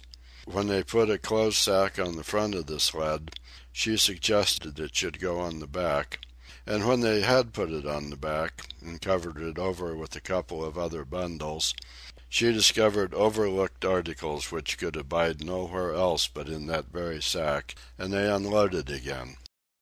3 men from a neighboring tent came out and looked on, grinning and winking at one another. "You've got a right smart load as it is," said one of them, "and it's not me should tell you your business, but I wouldn't tote that tent along if I was you." "Undreamed of!" cried Mercedes, throwing up her hands in dainty dismay. "However in the world could I manage without a tent?" "It's springtime, and you won't get any more cold weather," the man replied. She shook her head decidedly, and Charles and Hal put the last odds and ends on top the mountainous load. "Think it'll ride?" one of the men asked. "Why shouldn't it?" Charles demanded, rather shortly. "Oh, that's all right, that's all right," the man hastened meekly to say. "I was just a-wonderin', that is all. It seemed a mite top-heavy." Charles turned his back and drew the lashings down as well as he could, which was not in the least well. "And of course the dogs can hike along all day with that contraption behind them," affirmed a second of the men. "Certainly," said Hal, with freezing politeness, taking hold of the gee-pole with one hand and swinging his whip from the other. "Mush!" he shouted. "Mush on there!" The dogs sprang against the breast bands, strained hard for a few moments, then relaxed. They were unable to move the sled. "The lazy brutes, I'll show them!" he cried, preparing to lash out at them with the whip. But Mercedes interfered, crying, "Oh, Hal, you mustn't!" as she caught hold of the whip and wrenched it from him. "The poor dears! Now you must promise you won't be harsh with them for the rest of the trip, or I won't go a step." "Precious lot you know about dogs," her brother sneered, "and I wish you'd leave me alone. They're lazy, I tell you, and you've got to whip them to get anything out of them. That's their way. You ask anyone. Ask one of those men." Mercedes looked at them imploringly, untold repugnance at sight of pain written in her pretty face. "They're weak as water, if you want to know," came the reply from one of the men. "Plumb tuckered out, that's what's the matter. They need a rest." "Rest be blanked," said Hal, with his beardless lips, and Mercedes said, "Oh," in pain and sorrow at the oath. But she was a clannish creature, and rushed at once to the defense of her brother. "Never mind that man," she said pointedly. "You're driving our dogs, and you do what you think best with them." Again Hal's whip fell upon the dogs. They threw themselves against the breast bands, dug their feet into the packed snow, got down low to it, and put forth all their strength. The sled held as though it were an anchor. After 2 efforts they stood still, panting. The whip was whistling savagely when once more Mercedes interfered. She dropped on her knees before Buck with tears in her eyes and put her arms around his neck.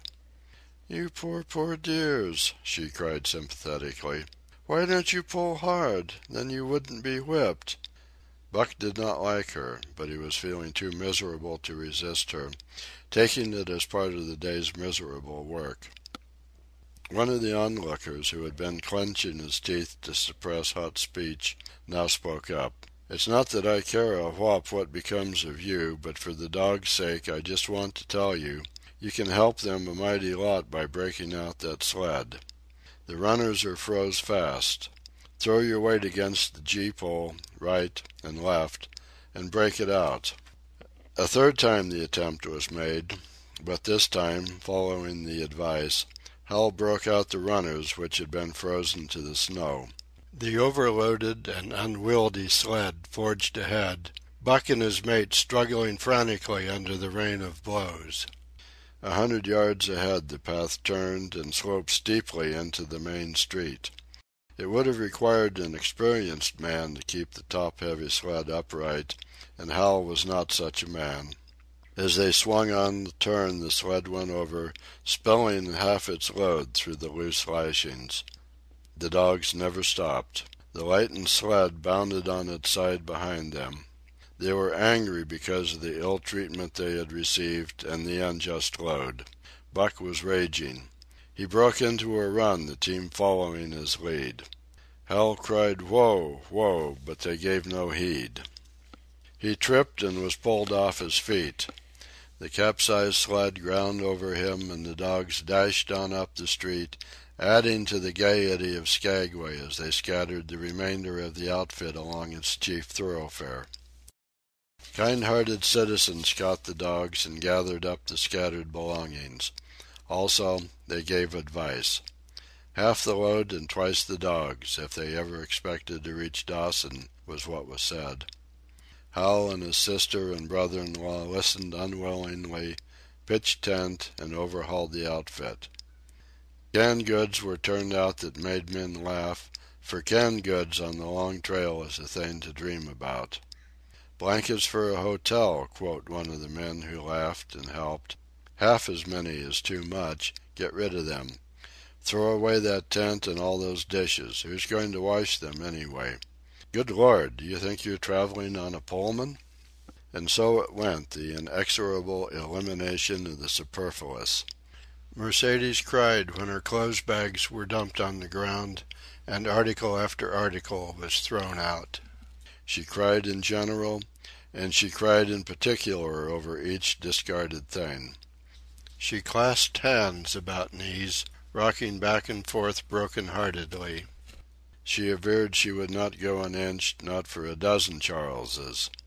She appealed to everyone and to everything, finally wiping her eyes and proceeding to cast out even articles of apparel that were imperative necessaries. And in her zeal, when she had finished with her own, she attacked the belongings of her men and went through them like a tornado. This accomplished, the outfit, though cut in half, was still a formidable bulk. Charles and Hal went out in the evening and bought 6 outside dogs. These, added to the 6 of the original team, and Teek and Kowana, the Huskies obtained at Rink Rapids on the record trip, brought the team up to 14. But the outside dogs, though practically broken in since their landing, did not amount to much. 3 were short-haired pointers, 1 was a Newfoundland, and the other 2 were mongrels of indeterminate breed. They did not seem to know anything, these newcomers. Buck and his comrades looked upon them with disgust, and though he speedily taught them their places and what not to do, he could not teach them what to do. They did not take kindly to trace and trail. With the exception of the 2 mongrels, they were bewildered and spirit-broken by the strange, savage environment in which they found themselves and by the ill treatment they had received. The 2 mongrels were without spirit at all. Bones were the only thing breakable about them. With the newcomers hopeless and forlorn, and the old team worn out by 2,500 miles of continuous trail, the outlook was anything but bright. The 2 men, however, were quite cheerful. And they were proud, too. They were doing the thing in style with 14 dogs.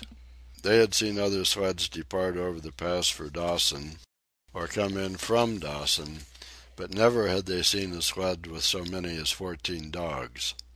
In the nature of Arctic travel there was a reason why 14 dogs should not drag one sled, and that was that one sled could not carry the food for 14 dogs. But Charles and Hal did not know this. They had worked the trip out with a pencil, so much to a dog, so many dogs, so many days, QED. Mercedes looked over their shoulders and nodded comprehensively. It was also very simple. Late next morning Buck led the long team up the street. There was nothing lively about it, no snap or go in him and his fellows. They were starting dead weary.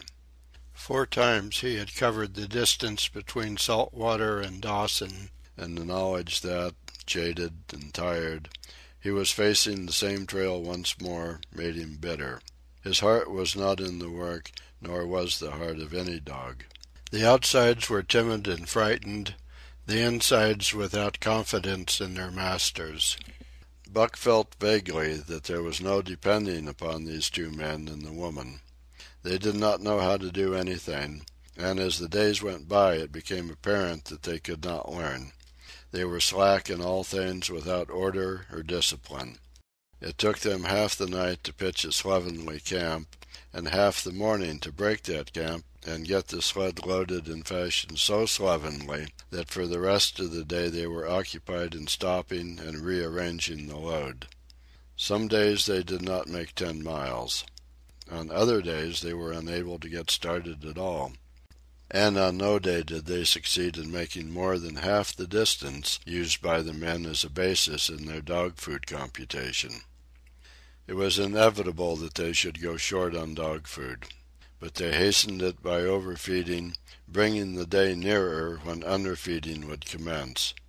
The outside dogs, whose digestions had not been trained by chronic famine to make the most of little, had voracious appetites. And when, in addition to this, the worn-out huskies pulled weakly, Hal decided that the orthodox ration was too small.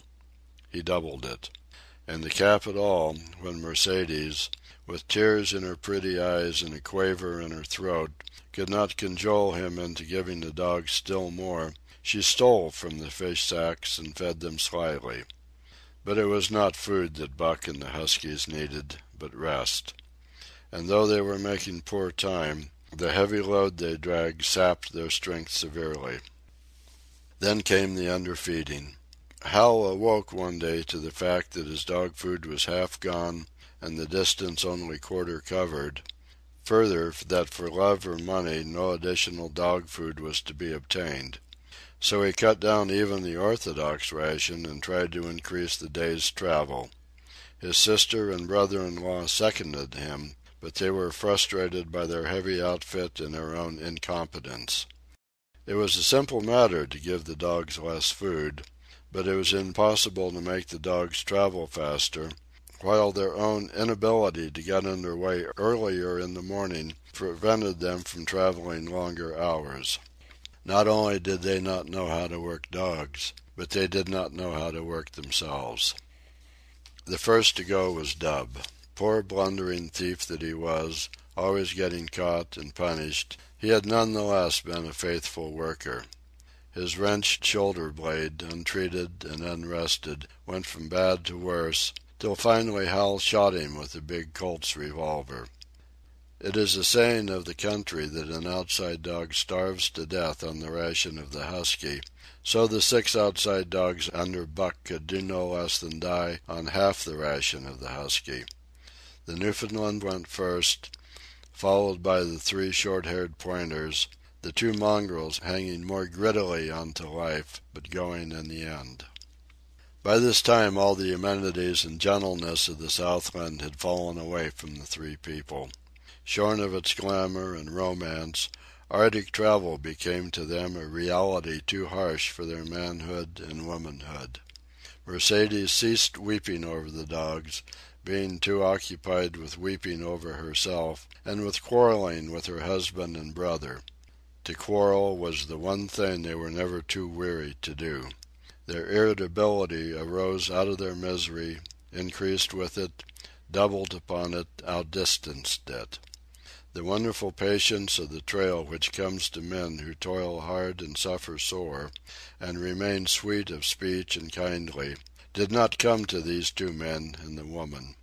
They had no inkling of such a patience. They were stiff and in pain, their muscles ached, their bones ached, their very hearts ached, and because of this they became sharp of speech, and hard words were first on their lips in the morning and last at night. Charles and Hal wrangled whenever Mercedes gave them a chance. It was the cherished belief of each that he did more than his share of the work, and neither forbore to speak this belief at every opportunity. Sometimes Mercedes sided with her husband, sometimes with her brother. The result was a beautiful and unending family quarrel. Starting from a dispute as to which should chop a few sticks of wood for the fire, a dispute which concerned only Charles and Hal, presently would be lugged in the rest of the family, fathers, mothers, uncles, cousins, people thousands of miles away and some of them dead. That Hal's views on art, or the sort of society plays his mother's brother wrote, should have anything to do with the chopping of a few sticks of firewood, passes comprehension. Nevertheless, the quarrel was as likely to tend in that direction as in the direction of Charles's political prejudices. and that Charles' sister's tale-bearing tongue should be relevant to the building of a Yukon fire was apparent only to Mercedes, who disburdened herself of copious opinions upon that topic, and incidentally upon a few other traits unpleasantly peculiar to her husband's family. In the meantime the fire remained unbuilt, the camp half-pitched, and the dogs unfed. Mercedes nursed a special grievance, the grievance of sex. She was pretty and soft, and had been chivalrously treated all her days. But the present treatment by her husband and brother was everything save chivalrous. It was her custom to be helpless, they complained. Upon which impeachment of what to her was her most essential sex prerogative, she made their lives unendurable. She no longer considered the dogs, and because she was sore and tired, she persisted in riding on the sled. She was pretty and soft, but she weighed 120 pounds, a lusty last straw to the load dragged by the weak and starving animals. She rode for days till they fell in the traces and the sled stood still. Charles and Hal begged her to get off and walked, pleaded with her, entreated, the while she wept and importuned heaven with a recital of their brutality. On one occasion they took her off the sled by main strength. They never did it again. She let her legs go limp like a spoiled child and sat down on the trail. They went on their way, but she did not move. After they had traveled 3 miles, they unloaded the sled, came back for her, and by main strength put her on the sled again. In the excess of their own misery they were callous to the suffering of their animals. Hal's theory, which he practiced on others, was that one must get hardened. He had started out preaching it to his sister and brother-in-law. Failing there, he hammered it into the dogs with a club. At the 5 Fingers, the dog food gave out, and a toothless old squaw offered to trade them a few pounds of frozen horsehide for the Colt's revolver that kept the big hunting knife company at Hal's hip. A poor substitute for food was this hide, just as it had been stripped from the starved horses of the cattlemen 6 months back. In its frozen state it was more like strips of galvanized iron, and when a dog wrestled it into a stomach it thawed into thin and innutritious leathery strings, and into a mass of short hair, irritating and indigestible. And through it all Buck staggered along at the head of the team as in a nightmare. He pulled when he could. When he could no longer pull, he fell down and remained down till blows from whip or club drove him to his feet again. All the stiffness and gloss had gone out of his beautiful furry coat. The hair hung down, limp and draggled, or matted with dried blood where Hal's club had bruised him. His muscles had wasted away to knotty strings, and the flesh pads had disappeared, so that each rib and every bone in his frame were outlined cleanly through the loose hide that was wrinkled in folds of emptiness. It was heartbreaking, only Buck's heart was unbreakable. The man in the red sweater had proved that. As it was with Buck, so it was with his mates. They were perambulating skeletons. There were 7 altogether, including him. In their very great misery they had become insensible to the bite of the lash or the bruise of the club. The pain of the beating was dull and distant, just as the things their eyes saw and their ears heard seemed dull and distant. They were not half-living or quarter-living. They were simply so many bags of bones in which sparks of life fluttered faintly.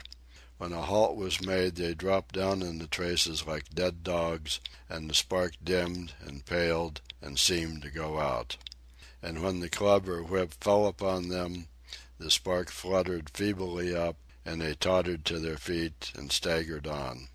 Then came a day when Billy, the good-natured, fell and could not rise. Hal had traded off his revolver, so he took the axe and knocked Billy on the head as he lay in the traces, then cut the carcass out of the harness and dragged it to one side. Buck saw, and his mates saw, and they knew that this thing was very close to them. On the next day Koana went, and but 5 of them remained. Joe, too far gone to be malignant. Pike, crippled and limping, only half conscious and not conscious enough longer to malinger. Sol-leks, the one-eyed, still faithful to the toil of trace and trail, and mournful in that he had so little strength with which to pull. Teek, who had not traveled so far that winter, and was now beaten more than the others because he was fresher. And Buck, still at the head of the team, but no longer enforcing discipline or striving to enforce it, blind with weakness half the time, and keeping the trail by the loom of it and by the dim feel of his feet. It was beautiful spring weather, but neither dogs nor humans were aware of it. Each day the sun rose earlier and set later. It was dawn by 3 in the morning, and twilight lingered till 9 at night. The whole long day was a blaze of sunshine. The ghostly winter silence had given way to the great spring murmur of awakening life. This murmur arose from all the land, fraught with the joy of living. It came from the things that lived and moved again, things which had been as dead and which had not moved during the long months of frost. The sap was rising in the pines. The willows and aspens were bursting out in young buds. Shrubs and vines were putting on fresh garbs of green. Crickets sang in the nights, and in the days all manner of creeping, crawling things rustled forth into the sun. Partridges and woodpeckers were booming and knocking in the forest. Squirrels were chattering, birds singing, and overhead honked the wild fowl driving up from the south in cunning wedges that split the air. From every hill slope came the trickle of running water, the music of unseen fountains. All things were thawing, bending, snapping. The Yukon was straining to break loose the ice that bound it down. It ate away from beneath, the sun ate from above. Air holes formed, fissures sprang and spread apart, while thin sections of ice fell through bodily into the river. And amid all this bursting, rending, throbbing of awakening life, under the blazing sun and through the soft-sighing breezes, like wayfarers to death, staggered the 2 men, the woman, and the huskies. With the dogs falling, Mercedes weeping and riding, Hal swearing innocuously, and Charles' eyes wistfully watering, they staggered into John Thornton's camp at the mouth of White River. When they halted, the dogs dropped down as though they had all been struck dead. Mercedes dried her eyes and looked at John Thornton. Charles sat down on a log to rest. He sat down very slowly and painstakingly what of his great stiffness. Hal did the talking. John Thornton was whittling the last touches on an axe handle he had made from a stick of birch. He whittled and listened, gave monosyllabic replies, and when it was asked, terse advice. He knew the breed, and he gave his advice in the certainty that it would not be followed. They told us up above that the bottom was dropping out of the trail, and that the best thing for us to do was to lay over, Hal said in response to Thornton's warning to take no more chances on the rotten ice. They told us we couldn't make White River, and here we are. This last with a sneering ring of triumph in it. And they told you true, John Thornton answered. The bottom's likely to drop out at any moment. Only fools, with the blind luck of fools, could have made it. I tell you straight, I wouldn't risk my carcass on that ice for all the gold in Alaska. That's because you're not a fool, I suppose, said Hal. All the same, we'll go on to Dawson. He uncoiled his whip. Get up there, Buck. Hi! Get up there. Mush on. Thornton went on whittling. It was idle, he knew, to get between a fool and his folly, while 2 or 3 fools more or less would not alter the scheme of things. But the team did not get up at the command. It had long since passed into the stage where blows were required to rouse it. The whip flashed out here and there on its merciless errands. John Thornton compressed his lips. Sol-leks was the first to crawl to his feet. Teek followed. Joe came next, yelping with pain. Pike made painful efforts. Twice he fell over when half up, and on the third attempt managed to rise. Buck made no effort. He lay quietly where he had fallen. The lash bit into him again and again, but he neither whined nor struggled. Several times Thornton started, as though to speak, but changed his mind. A moisture came into his eyes, and as the whipping continued, he arose and walked irresolutely up and down. This was the first time Buck had failed, in itself a sufficient reason to drive Hal into a rage. He exchanged the whip for the customary club. Buck refused to move under the rain of heavier blows which now fell upon him. Like his mates, he was barely able to get up, but unlike them, he had made up his mind not to get up. He had a vague feeling of impending doom. This had been strong upon him when he pulled into the bank, and it had not departed from him. What of the thin and rotten ice he had felt under his feet all day, it seemed that he sensed disaster close at hand, out there ahead on the ice where his master was trying to drive him. He refused to stir. So greatly had he suffered, and so far gone was he, that the blows did not hurt much. And as they continued to fall upon him, the spark of life within flickered and went down. It was nearly out. He felt strangely numb. As though from a great distance, he was aware that he was being beaten. The last sensations of pain left him. He no longer felt anything, though very faintly he could hear the impact of the club upon his body. But it was no longer his body, it seemed so far away. And then, suddenly, without warning, uttering a cry that was inarticulate and more like the cry of an animal, John Thornton sprang upon the man who wielded the club. Hal was hurled backward as though struck by a falling tree. Mercedes screamed. Charles looked on wistfully, wiped his watery eyes, but did not get up because of his stiffness. John Thornton stood over Buck, struggling to control himself, too convulsed with rage to speak. "If you strike that dog again, I'll kill you," he at last managed to say in a choking voice. "It's my dog," Hal replied, wiping the blood from his mouth as he came back. "Get out of my way or I'll fix you. I'm going to Dawson." Thornton stood between him and Buck and evinced no intention of getting out of the way. Hal drew his long hunting knife. Mercedes screamed, cried, laughed, and manifested the chaotic abandonment of hysteria. Thornton rapped Hal's knuckles with the axe handle, knocking the knife to the ground. He rapped his knuckles again as he tried to pick it up. Then he stooped, picked it up himself, and with 2 strokes cut Buck's traces. Hal had no fight left in him.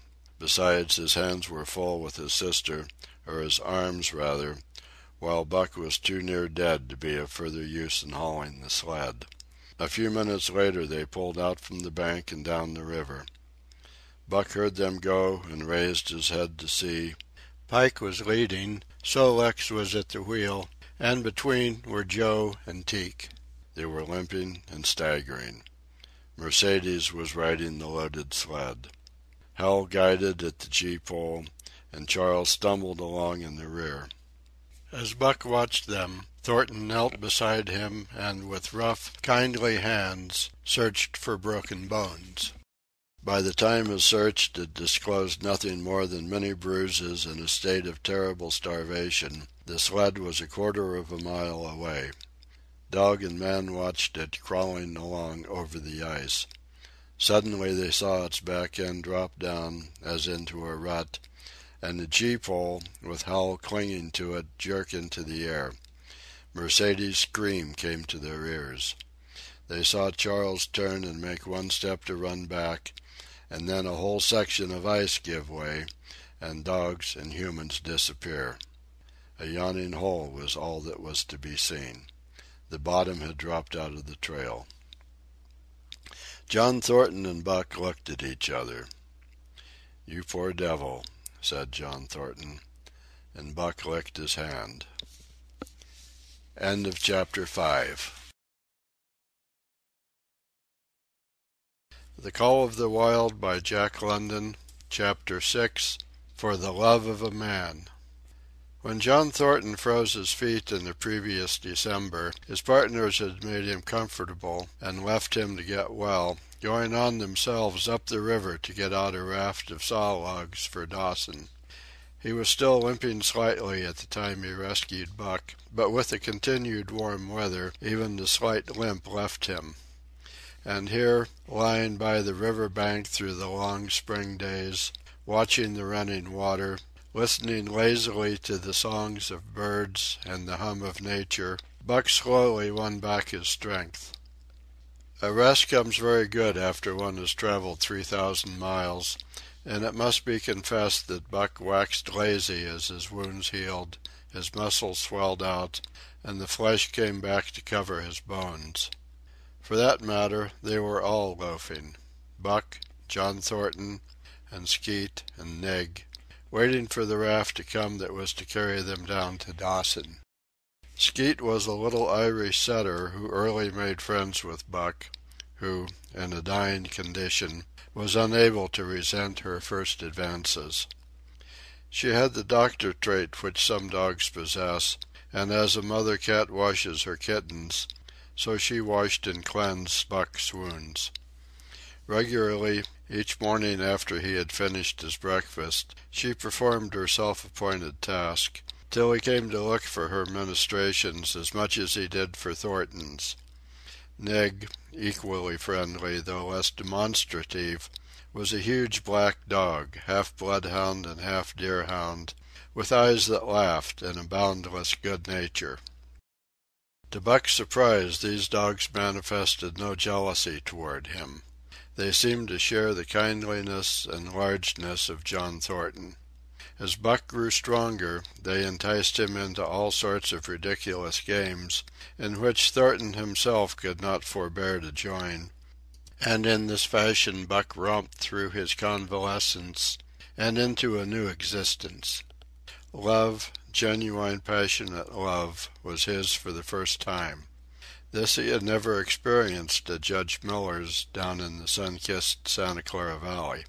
With the Judge's sons, hunting and tramping, it had been a working partnership; with the Judge's grandsons, a sort of pompous guardianship; and with the Judge himself, a stately and dignified friendship.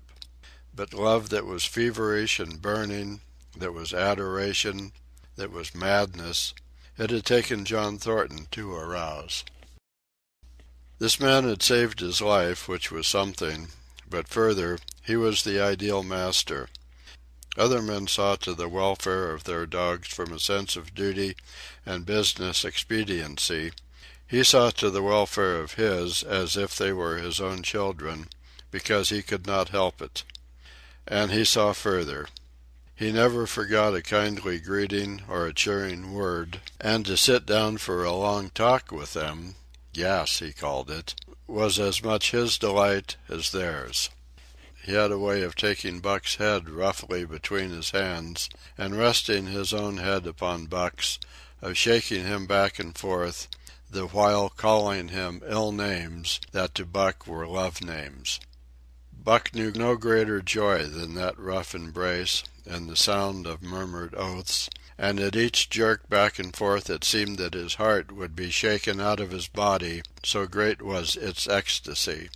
And when, released, he sprang to his feet, his mouth laughing, his eyes eloquent, his throat vibrant with unuttered sound, and in that fashion remained without movement, John Thornton would reverently exclaim, "God, you can all but speak!"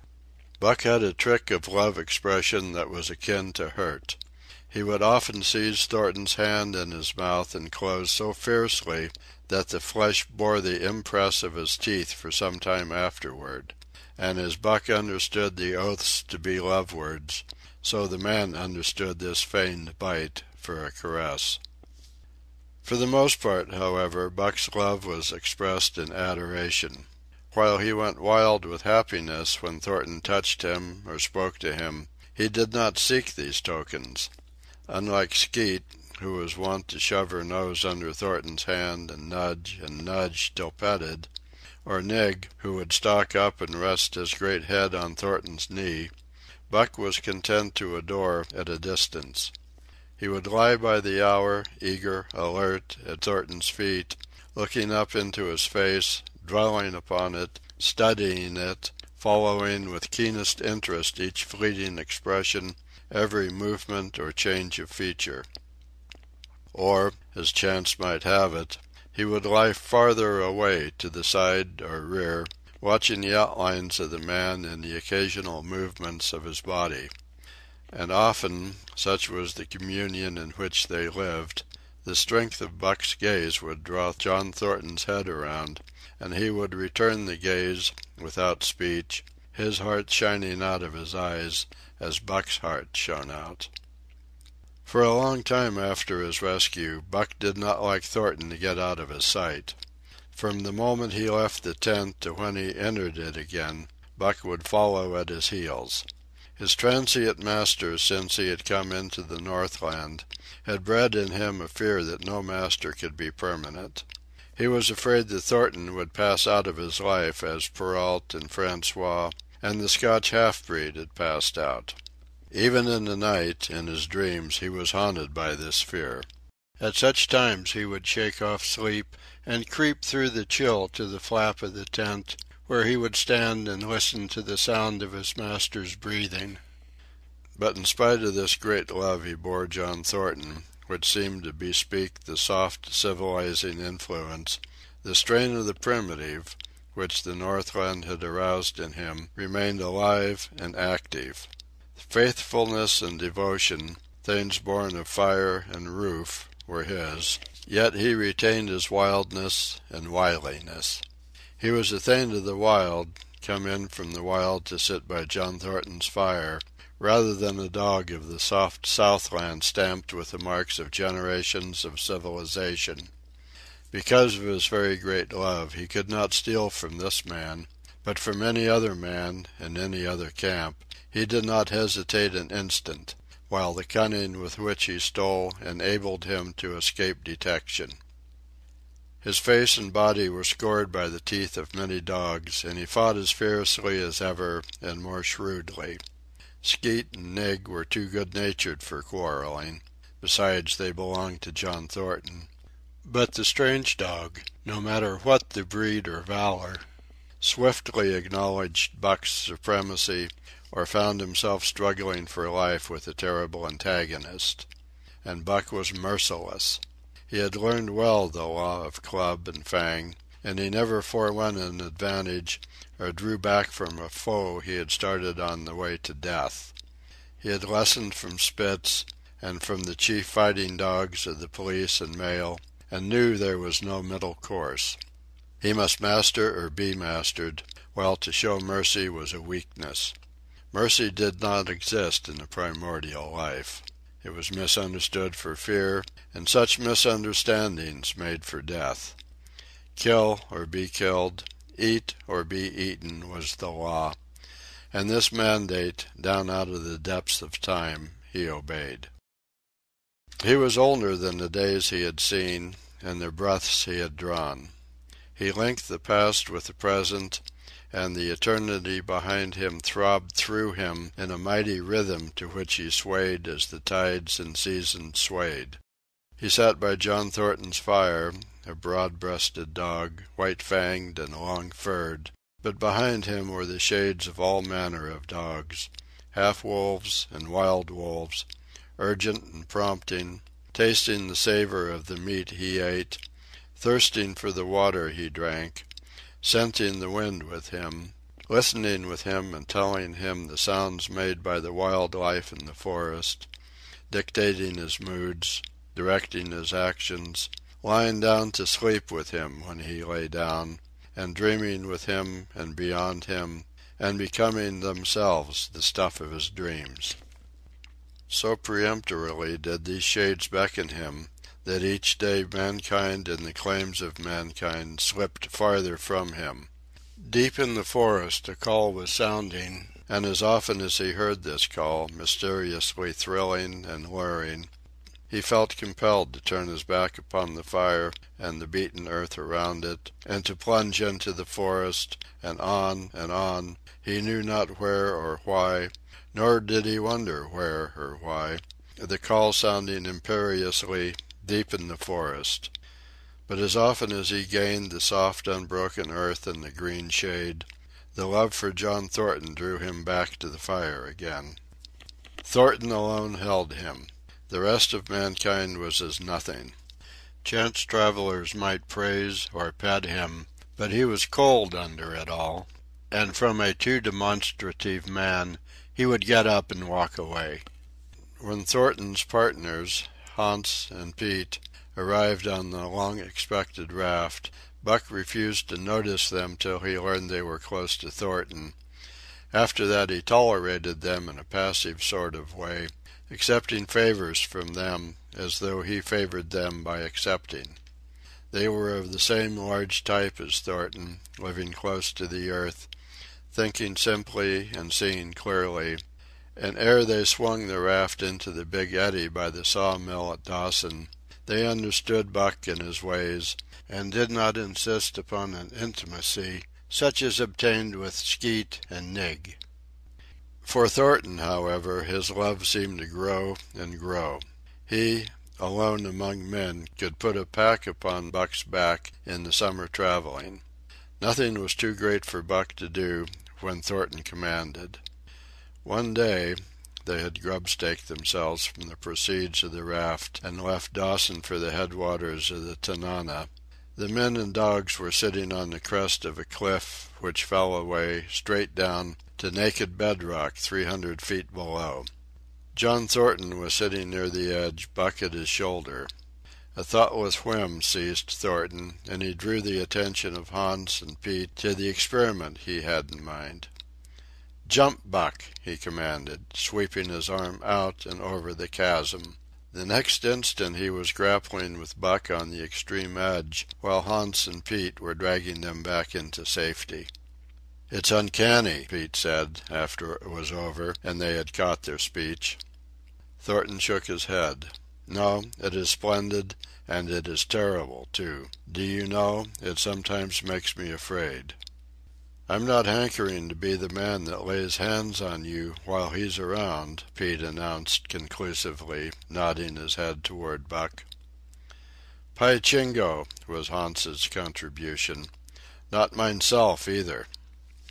It was at Circle City, ere the year was out, that Pete's apprehensions were realized. Black Burton, a man evil-tempered and malicious, had been picking a quarrel with a tenderfoot at the bar, while Thornton stepped good-naturedly between. Buck, as was his custom, was lying in a corner, head on paws, watching his master's every action. Burton struck out, without warning, straight from the shoulder. Thornton was sent spinning, and saved himself from falling only by clutching the rail of the bar.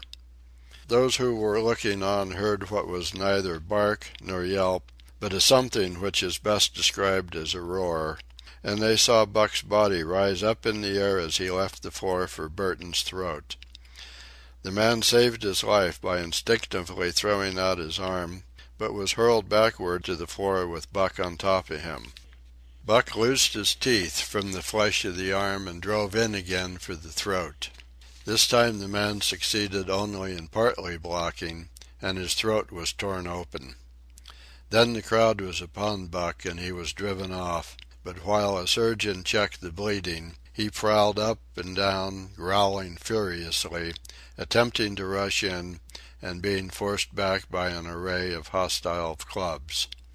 A miners' meeting, called on the spot, decided that the dog had sufficient provocation, and Buck was discharged.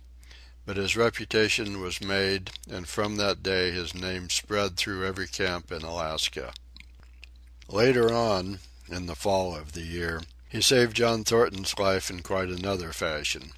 The three partners were lining a long and narrow poling boat down a bad stretch of rapids on the 40-mile creek. Hans and Pete moved along the bank, snubbing with a thin manila rope from tree to tree, while Thornton remained in the boat, helping his descent by means of a pole and shouting directions to the shore. Buck, on the bank, worried and anxious, kept abreast of the boat, his eyes never off his master. At a particularly bad spot, where a ledge of barely submerged rocks jutted out into the river, Hans cast off the rope, and while Thornton pulled the boat out into the stream, ran down the bank with the end in his hand to snub the boat when it had cleared the ledge. This it did, and was flying downstream in a current as swift as a mill race, when Hans checked it with the rope and checked too suddenly. The boat flirted over and snubbed into the bank bottom up, while Thornton, flung sheer out of it, was carried downstream toward the worst part of the rapid, a stretch of wild water in which no swimmer could live. Buck had sprung in on the instant, and at the end of 300 yards, amid a mad swirl of water, he overhauled Thornton. When he felt him grasp his tail, Buck headed for the bank, swimming with all his splendid strength. But the progress shoreward was slow, the progress downstream amazingly rapid. From below came the fatal roaring where the wild current went wilder and was rent in shreds and spray by the rocks which thrust through like the teeth of an enormous comb. The suck of the water as it took the beginning of the last steep pitch was frightful, and Thornton knew that the shore was impossible. He scraped furiously over a rock, bruised across a second, and struck a third with crushing force. He clutched its slippery top with both hands, releasing Buck, and above the roar of the churning water shouted, "Go, Buck, go!" Buck could not hold his own, and swept on downstream, struggling desperately, but unable to win back. When he heard Thornton's command repeated, he partly reared out of the water, throwing his head high, as though for a last look, then turned obediently toward the bank. He swam powerfully and was dragged ashore by Pete and Hans at the very point where swimming ceased to be possible and destruction began. They knew that the time a man could cling to a slippery rock in the face of that driving current was a matter of minutes, and they ran as fast as they could up the bank to a point far above where Thornton was hanging on. They attached the line with which they had been snubbing the boat to Buck's head and shoulders, being careful that it should neither strangle him nor impede his swimming, and launched him into the stream. He struck out boldly, but not straight enough into the stream. He discovered the mistake too late, when Thornton was abreast of him and a bare half-dozen strokes away while he was being carried helplessly past. Hans promptly snubbed with the rope, as though Buck were a boat. The rope thus tightening on him in the sweep of the current, he was jerked under the surface, and under the surface he remained till his body struck against the bank and he was hauled out. He was half drowned, and Hans and Pete threw themselves upon him, pounding the breath into him and the water out of him.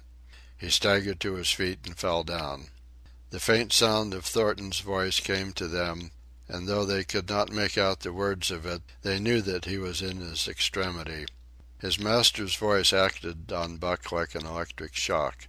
He sprang to his feet and ran up the bank ahead of the men to the point of his previous departure. Again the rope was attached and he was launched, and again he struck out, but this time straight into the stream. He had miscalculated once, but he would not be guilty of it a second time. Hans paid out the rope, permitting no slack, while Pete kept it clear of coils. Buck held on till he was on a line straight above Thornton, then he turned, and with the speed of an express train headed down upon him. Thornton saw him coming, and, as Buck struck him like a battering ram, with the whole force of the current behind him, he reached up and closed with both arms around the shaggy neck.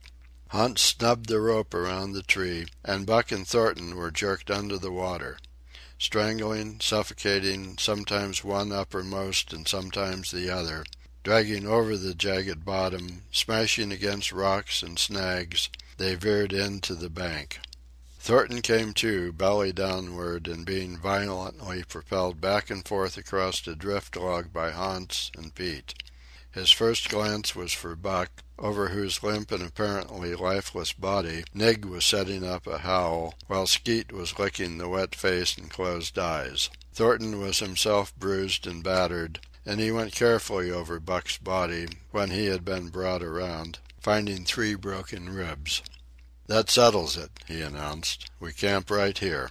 And camp they did till Buck's ribs knitted and he was able to travel. That winter, at Dawson, Buck performed another exploit, not so heroic, perhaps, but one that put his name many notches higher on the totem pole of Alaskan fame. This exploit was particularly gratifying to the 3 men, for they stood in need of the outfit which it furnished, and were enabled to make a long-desired trip into the Virgin East, where miners had not yet appeared. It was brought about by a conversation in the El Dorado saloon, in which men waxed boastful of their favorite dogs. Buck, because of his record, was the target for these men, and Thornton was driven stoutly to defend him. At the end of half an hour, one man stated that his dog could start a sled with 500 pounds and walk off with it, a second bragged 600 for his dog, and a third 700. "Pooh, pooh," said John Thornton. "Buck can start 1,000 pounds." "And break it out, and walk off with it for 100 yards?" demanded Matthewson of Bonanza King, he of the 700 vaunt. "And break it out and walk off with it for 100 yards," John Thornton said coolly.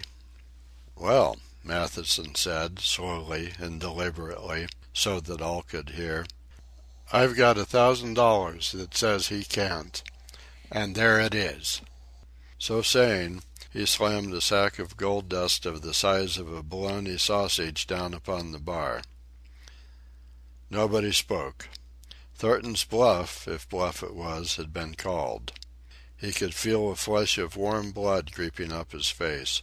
His tongue had tricked him. He did not know whether Buck could start 1,000 pounds. 1/2 a ton. The enormousness of it appalled him. He had great faith in Buck's strength, and had often thought him capable of starting such a load, but never, as now, had he faced the possibility of it, the eyes of a dozen men fixed upon him, silent and waiting. Further, he had no $1,000, nor had Hans or Pete. "I've got a sled standing outside now, with 20 50-pound sacks of flour on it," Matthewson went on with brutal directness, "so don't let that hinder you." Thornton did not reply. He did not know what to say. He glanced from face to face in the absent way of a man who has lost the power of thought and is seeking somewhere to find the thing that will start it going again. The face of Jim O'Brien, a Mastodon King and old-time comrade, caught his eyes. It was as acute to him, seeming to rouse him to do what he would never have dreamed of doing. "Can you lend me 1,000?" he asked, almost in a whisper. "Sure," answered O'Brien, thumping down a plethoric sack by the side of Matthewson's. "Though it's little faith I'm having, John, that the beast can do the trick." The El Dorado emptied its occupants into the street to see the test. The tables were deserted, and the dealers and gamekeepers came forth to see the outcome of the wager and to lay odds. Several hundred men, furred and mittened, banked around the sled within easy distance. Matthewson's sled, loaded with 1,000 pounds of flour, had been standing for a couple of hours, and in the intense cold—it was 60 below zero—the runners had frozen fast to the hard-packed snow. Men offered odds of 2 to 1 that Buck could not budge the sled. A quibble arose concerning the phrase "break out." O'Brien contended it was Thornton's privilege to knock the runners loose, leaving Buck to break it out from a dead standstill. Matthewson insisted that the phrase included breaking the runners from the frozen grip of the snow. A majority of the men who had witnessed the making of the bet decided in his favor, whereat the odds went up to 3 to 1 against Buck. There were no takers.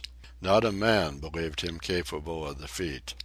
Thornton had been hurried into the wager, heavy with doubt, and now that he looked at the sled itself, the concrete fact, with a regular team of 10 dogs curled up in the snow before it, the more impossible the task appeared.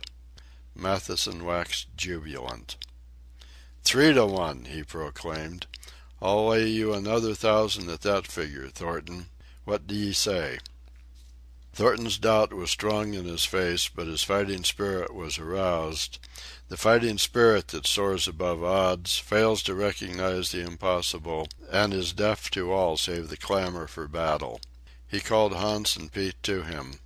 Their sacks were slim, and with his own, the 3 partners could rake together only $200. In the ebb of their fortunes, this sum was their total capital, yet they laid it unhesitatingly against Matthewson's 600. The team of 10 dogs was unhitched, and Buck, with his own harness, was put into the sled. He had caught the contagion of the excitement, and he felt that in some way he must do a great thing for John Thornton. Murmurs of admiration at his splendid appearance went up.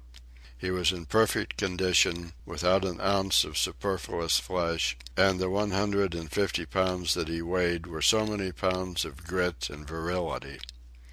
His furry coat shone with the sheen of silk. Down the neck and across the shoulders his mane, in repose as it was, half bristled and seemed to lift with every movement, as though excessive vigor made each particular hair alive and active. The great breast and heavy forelegs were no more than in proportion with the rest of the body, where the muscles showed in tight rolls underneath the skin. Men felt these muscles and proclaimed them hard as iron, and the odds went down to 2 to 1. Gad, sir, stuttered a member of the latest dynasty, a king of the skookum benches. I offer you 800 for him, sir, before the test, sir. 800, just as he stands. Thornton shook his head and stepped to Buck's side. You must stand off from him, Matthewson protested. Free play and plenty of room. The crowd fell silent, only could be heard the voices of the gamblers vainly offering 2 to 1. Everyone acknowledged Buck a magnificent animal, but 20 50-pound sacks of flour bulked too large in their eyes for them to loosen their pouch strings. Thornton knelt down by Buck's side. He took his head in his 2 hands and rested cheek on cheek. He did not playfully shake him, as was his wont, or murmur soft love curses, but he whispered in his ear. As you love me, Buck, as you love me, was what he whispered. Buck whined with suppressed eagerness. The crowd was watching curiously. The affair was growing mysterious. It seemed like a conjuration. As Thornton got to his feet, Buck seized his mittened hand between his jaws, pressing in with his teeth, and releasing slowly, half reluctantly. It was the answer, in terms, not of speech, but of love. Thornton stepped well back. Now, Buck, he said. Buck tightened the traces, then slacked them for a matter of several inches. It was the way he had learned. Gee! Thornton's voice rang out, sharp in the tense silence. Buck swung to the right, ending the movement in a plunge that took up the slack and with a sudden jerk arrested his 150 pounds. The load quivered, and from under the runners arose a crisp crackling. Ha! Thornton commanded. Buck duplicated the maneuver, this time to the left. The crackling turned into a snapping, the sled pivoting and the runners slipping and grating several inches to the side. The sled was broken out. Men were holding their breaths, intensely unconscious of the fact. Now, mush! Thornton's command cracked out like a pistol shot. Buck threw himself forward, tightening the traces with a jarring lunge. His whole body was gathered compactly together in a tremendous effort, the muscles writhing and knotting like live things under the silky fur. His great chest was low to the ground, his head forward and down, while his feet were flying like mad, the claws scarring the hard-packed snow in parallel grooves. The sled swayed and trembled, half-started forward. One of his feet slipped, and one man groaned aloud. Then the sled lurched ahead in what appeared a rapid succession of jerks, though it never really came to a dead stop again. Half an inch, 2 inches. The jerks perceptibly diminished. As the sled gained momentum, he caught them up till it was moving steadily along. Men gasped and began to breathe again, unaware that for a moment they had ceased to breathe. Thornton was running behind, encouraging Buck with short, cheery words. The distance had been measured off, and as he neared the pile of firewood, which marked the end of the 100 yards, a cheer began to grow and grow, which burst into a roar as he passed the firewood and halted at command. Every man was tearing himself loose, even Matthewson. Hats and mittens were flying in the air. Men were shaking hands, it did not matter with whom, and bubbling over in a general incoherent babble. But Thornton fell on his knees beside Buck. Head was against head, and he was shaking him back and forth. Those who hurried up heard him cursing Buck, and he cursed him long and fervently and softly and lovingly. Gad, sir, spluttered the Skookum Bench King. I'll give you 1,000 for him, sir, 1,000, sir. 1,200, sir. Thornton rose to his feet. His eyes were wet. The tears were streaming frankly down his cheeks. Sir, he said to the Skookum Bench King. No, sir. You can go to hell, sir. It's the best I can do for you, sir. Buck seized Thornton's hand in his teeth. Thornton shook him back and forth. As though animated by a common impulse, the onlookers drew back to a respectful distance, nor were they again indiscreet enough to interrupt. End of chapter 6. The Call of the Wild by Jack London. Chapter 7. The Sounding of the Call. When Buck earned $1,600 in 5 minutes for John Thornton, he made it possible for his master to pay off certain debts and to journey with his partners into the East after a fabled lost mine, the history of which was as old as the history of the country. Many men had sought it, few had found it, and more than a few there were who had never returned from the quest. This lost mine was steeped in tragedy and shrouded in mystery. No one knew of the first man. The oldest tradition stopped before it got back to him. From the beginning there had been an ancient and ramshackle cabin. Dying men had sworn to it, and to the mine the site of which it marked, clinching their testimony with nuggets that were unlike any known grade of gold in the Northland. But no living man had looted this treasure house, and the dead were dead. Wherefore John Thornton and Pete and Hans, with Buck and half a dozen other dogs, faced into the East on an unknown trail to achieve where men and dogs as good as themselves had failed. They sledded 70 miles up the Yukon, swung to the left into the Stewart River, past the Mayo and the McQuestion, and held on until the Stewart itself became a streamlet, threading the upstanding peaks which marked the backbone of the continent. John Thornton asked little of man or nature. He was unafraid of the wild.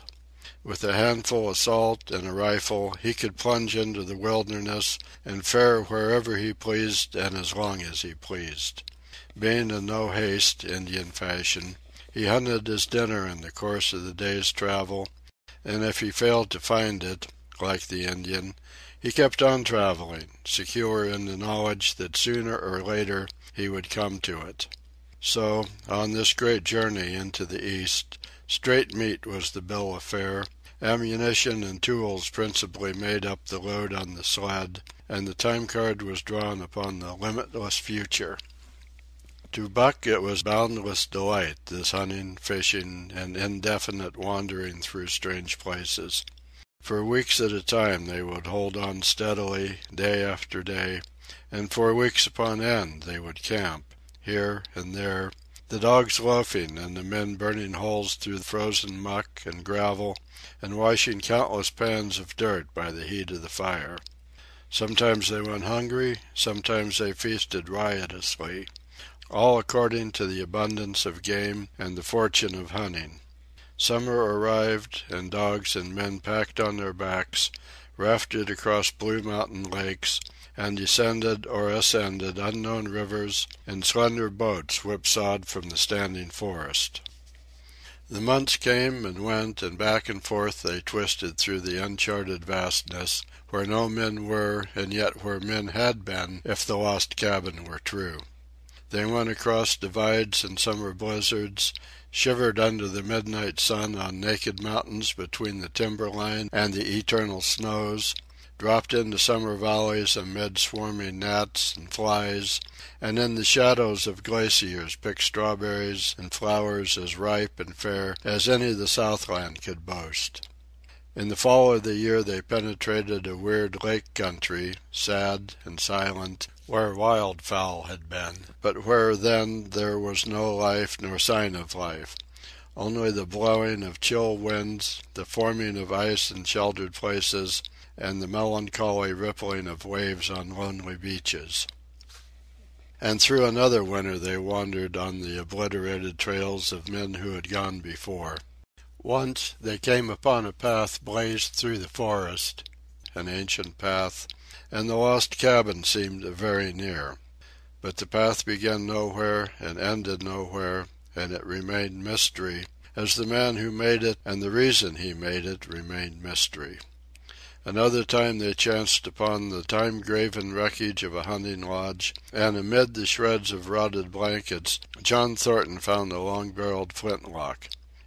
He knew it for a Hudson Bay Company gun of the young days in the Northwest, when such a gun was worth its height in beaver skins packed flat. And that was all. No hint as to the man who in an earlier day had reared the lodge and left the gun among the blankets. Spring came on once more, and at the end of all their wanderings they found, not the lost cabin, but a shallow placer in a broad valley where the gold showed like yellow butter across the bottom of the washing pan. They sought no farther. Each day they worked earned them thousands of dollars in clean dust and nuggets, and they worked every day. The gold was sacked in moose-hide bags, 50 pounds to the bag, and piled like so much firewood outside the Spruce Bough Lodge. Like giants they toiled, days flashing on the heels of days like dreams as they heaped the treasure up. There was nothing for the dogs to do, save the hauling in of meat now and again that Thornton killed, and Buck spent long hours musing by the fire. The vision of the short-legged hairy man came to him more frequently, now that there was little work to be done, and often, blinking by the fire, Buck wandered with him in that other world which he remembered. The salient thing of this other world seemed fear. When he watched the hairy man sleeping by the fire, head between his knees and hands clasped above, Buck saw that he slept restlessly, with many starts and awakenings, at which times he would peer fearfully into the darkness and fling more wood upon the fire. Did they walk by the beach of a sea, where the hairy man gathered shellfish, and ate them as he gathered, it was with eyes that roved everywhere for hidden danger, and with legs prepared to run like the wind at its first appearance. Through the forest they crept noiselessly, Buck at the hairy man's heels, and they were alert and vigilant, the pair of them, ears twitching and moving and nostrils quivering, for the man heard and smelled as keenly as Buck. The hairy man could spring up into the trees and travel ahead as fast as on the ground, swinging by the arms from limb to limb, sometimes a dozen feet apart, letting go and catching, never falling, never missing his grip. In fact, he seemed as much at home among the trees as on the ground, and Buck had memories of nights of vigil spent beneath trees wherein the hairy man roosted, holding on tightly as he slept. And closely akin to the visions of the hairy man was the call still sounding in the depths of the forest. It filled him with a great unrest and strange desires. It caused him to feel a vague, sweet gladness, and he was aware of wild yearnings and stirrings for he knew not what. Sometimes he pursued the call into the forest, looking for it as though it were a tangible thing, barking softly or defiantly as the mood might dictate. He would thrust his nose into the cool wood moss or into the black soil where long grasses grew, and snort with joy at the fat earth smells, or he would crouch for hours, as if in concealment, behind fungus-covered trunks of fallen trees, wide-eyed and wide-eared to all that moved and sounded about him. It might be, lying thus, that he hoped to surprise this call he could not understand. But he did not know why he did these various things. He was impelled to do them, and did not reason about them at all. Irresistible impulses seized him. He would be lying in camp, dozing lazily in the heat of the day, when suddenly his head would lift and his ears cock up, intent and listening, and he would spring to his feet and dash away, and on, for hours, through the forest aisles and across the open spaces where the niggerheads bunched. He loved to run down dry watercourses, and to creep and spy upon the bird life in the woods. For a day at a time he would lie in the underbrush where he could watch the partridges drumming and strutting up and down. But especially he loved to run in the dim twilight of the summer midnights, listening to the subdued and sleepy murmurs of the forest, reading signs and sounds as man may read a book, and seeking for the mysterious something that called, waking or sleeping at all times, for him to come. One night he sprang from sleep with a start, eager-eyed, nostrils quivering and scenting, his mane bristling in recurrent waves. From the forest came the call, or one note of it, for the call was many-noted, distinct and definite as never before, a long-drawn howl, like yet unlike any noise made by husky dog. And he knew it, in the old familiar way, as a sound heard before. He sprang through the sleeping camp and in swift silence dashed through the woods. As he drew closer to the cry he went more slowly, with caution in every movement, till he came to an open place among the trees, and looking out saw, erect on haunches, with nose pointed to the sky, a long, lean timber wolf. He had made no noise, yet it ceased from its howling and tried to sense its presence. Buck stalked into the open, half-crouching, body gathered compactly together, tail straight and stiff, feet falling with unwonted care. Every movement advertised commingled threatening and overture of friendliness. It was the menacing truce that marks the meeting of wild beasts that prey. But the wolf fled at the sight of him. He followed, with wild leapings, in a frenzy to overtake. He ran him into a blind channel in the bed of the creek where a timber jam barred the way. The wolf whirled about, pivoting on his hind legs after the fashion of Joe and of all cornered husky dogs, snarling and bristling, clipping his teeth together in a continuous and rapid succession of snaps. Buck did not attack, but circled him about and hedged him in with friendly advances. The wolf was suspicious and afraid, for Buck made 3 of him in weight, while his head barely reached Buck's shoulder. Watching his chance, he darted away, and the chase was resumed. Time and again he was cornered, and the thing repeated, though he was in poor condition, or Buck could not so easily have overtaken him. He would run till Buck's head was even with his flank, when he would whirl around at bay, only to dash away again at the first opportunity. But in the end Buck's pertinacity was rewarded, for the wolf, finding that no harm was intended, finally sniffed noses with him. Then they became friendly and played about in the nervous, half-coy way with which fierce beasts belie their fierceness. After some time of this, the wolf started off at an easy lope in a manner that plainly showed he was going somewhere. He made it clear to Buck that he was to come, and they ran side by side through the somber twilight, straight up the creek bed, into the gorge from which it issued, and across the bleak divide where it took its rise. On the opposite slope of the watershed they came down into a level country where were great stretches of forest and many streams, and through these great stretches they ran steadily, hour after hour, the sun rising higher and the day growing warmer. Buck was wildly glad.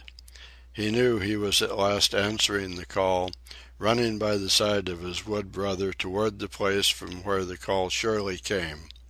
Old memories were coming upon him fast, and he was stirring to them as of old he stirred to the realities of which they were the shadows.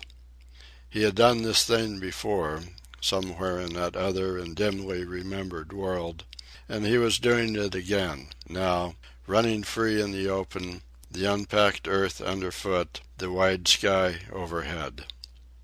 They stopped by a running stream to drink, and, stopping, Buck remembered John Thornton. He sat down. The wolf started on toward the place from where the call surely came, then returned to him, sniffing noses and making actions as though to encourage him. But Buck turned about and started slowly on the back track. For the better part of an hour the wild brother ran by his side, whining softly. Then he sat down, pointed his nose upward, and howled. It was a mournful howl, and as Buck held steadily on his way, he heard it grow faint and fainter, until it was lost in the distance.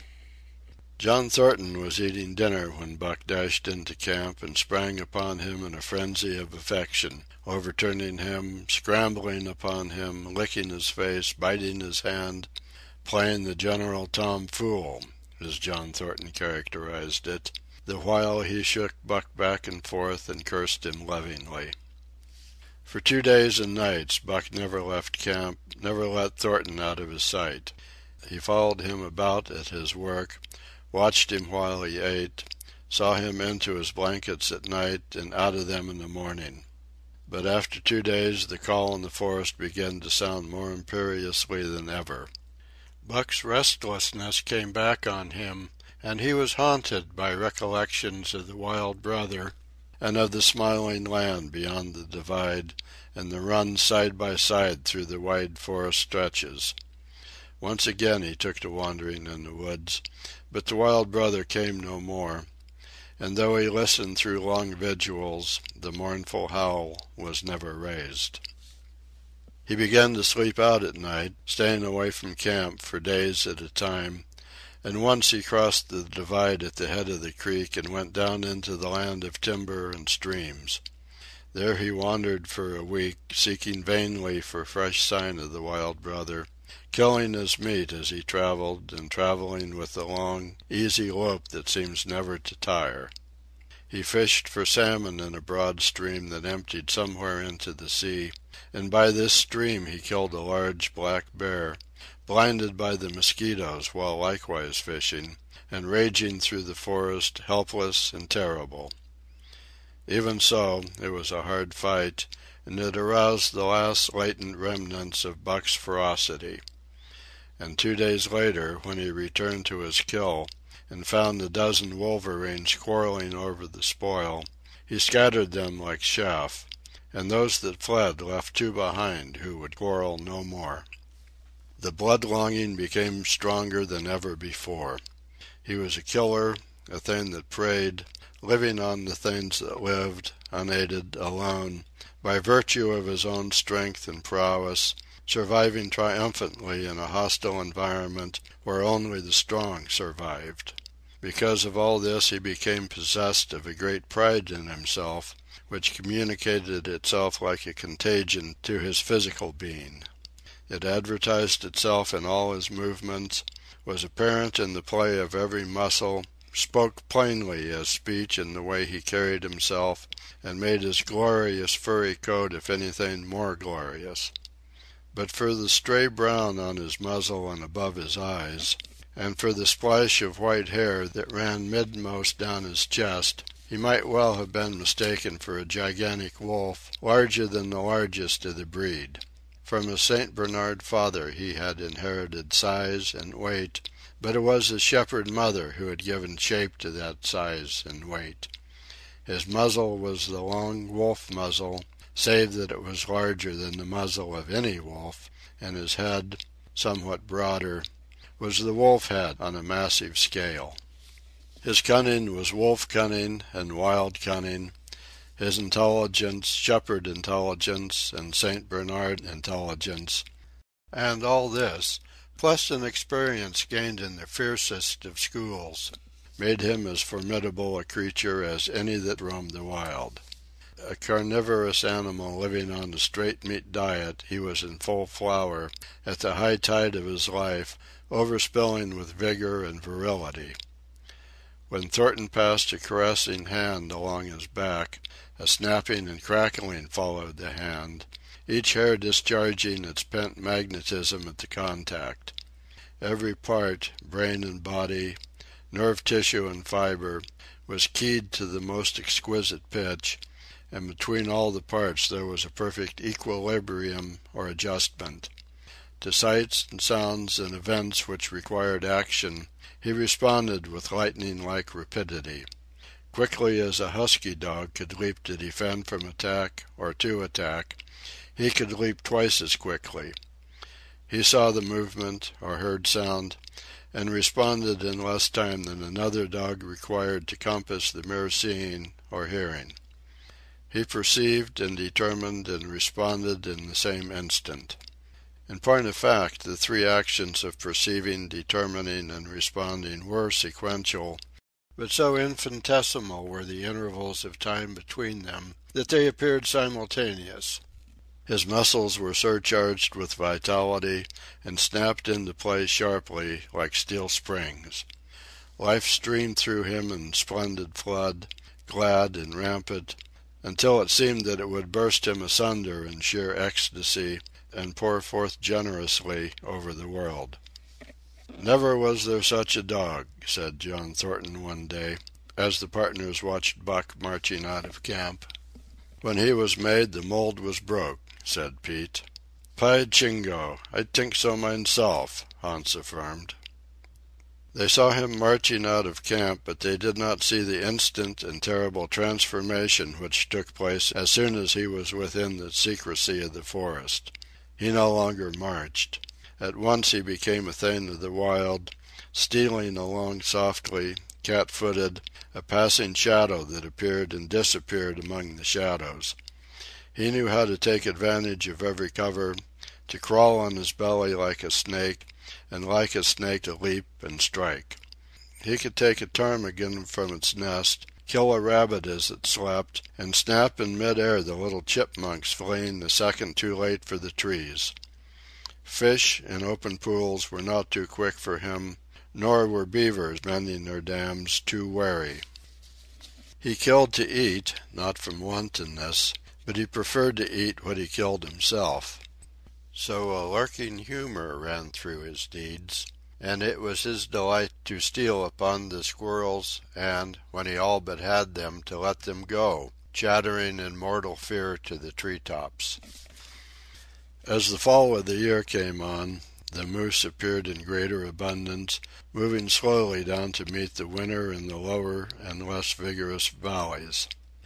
Buck had already dragged down a stray part-grown calf, but he wished strongly for larger and more formidable quarry, and he came upon it one day on the divide at the head of the creek.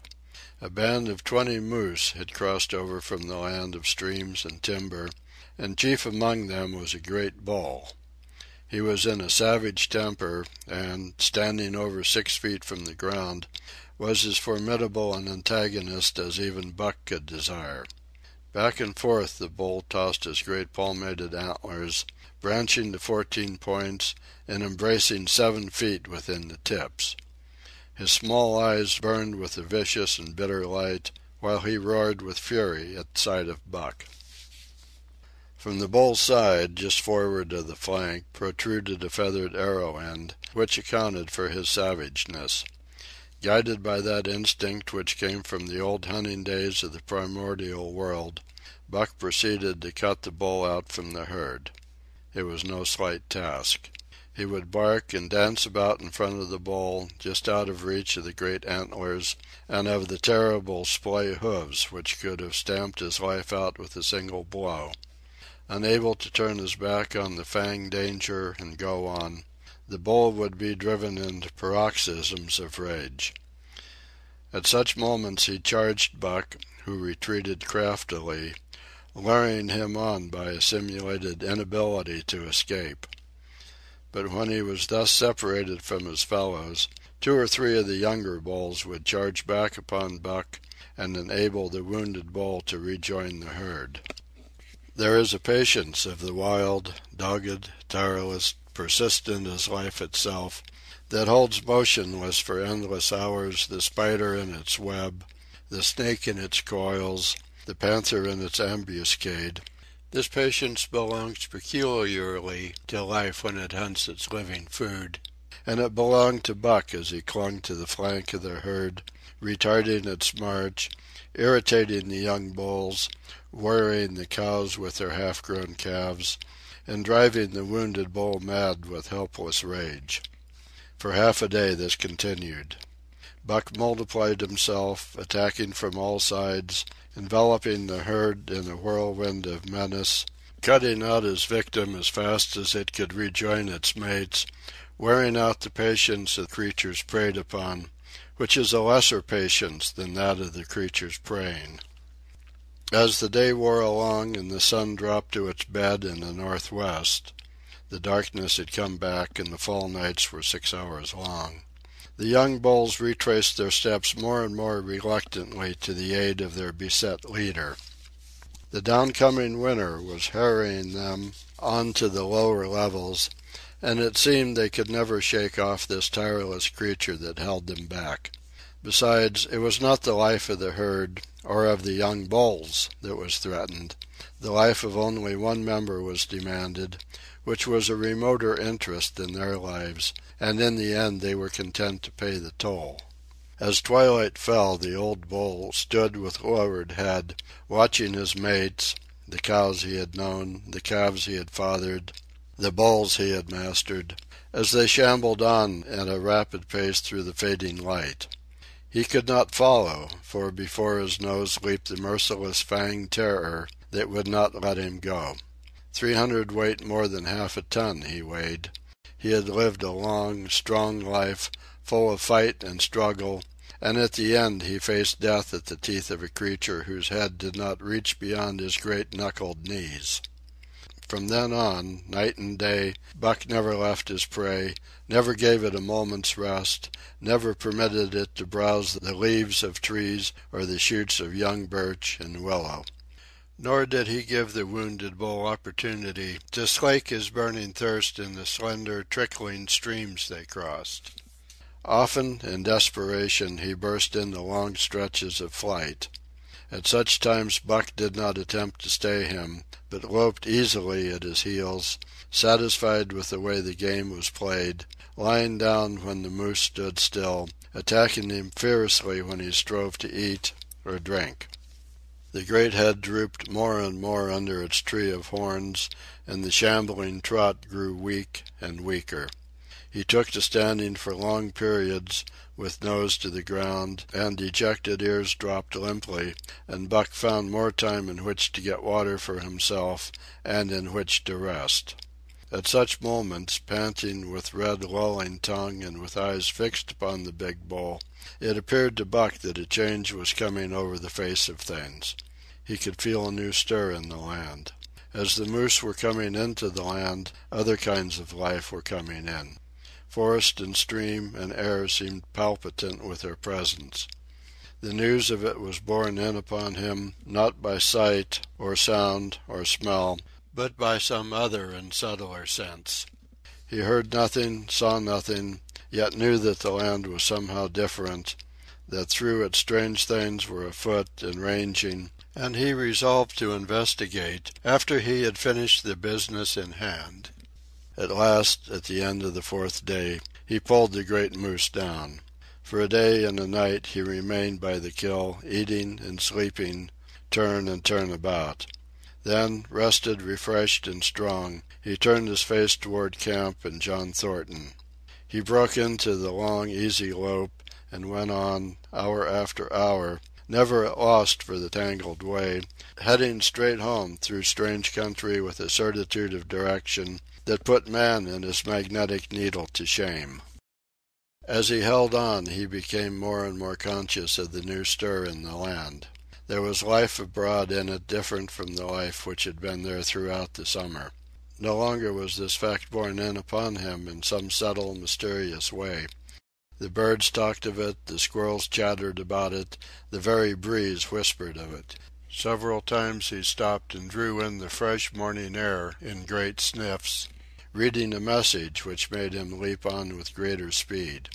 He was oppressed with a sense of calamity happening, if it were not calamity already happened, and as he crossed the last watershed and dropped down into the valley toward camp, he proceeded with greater caution.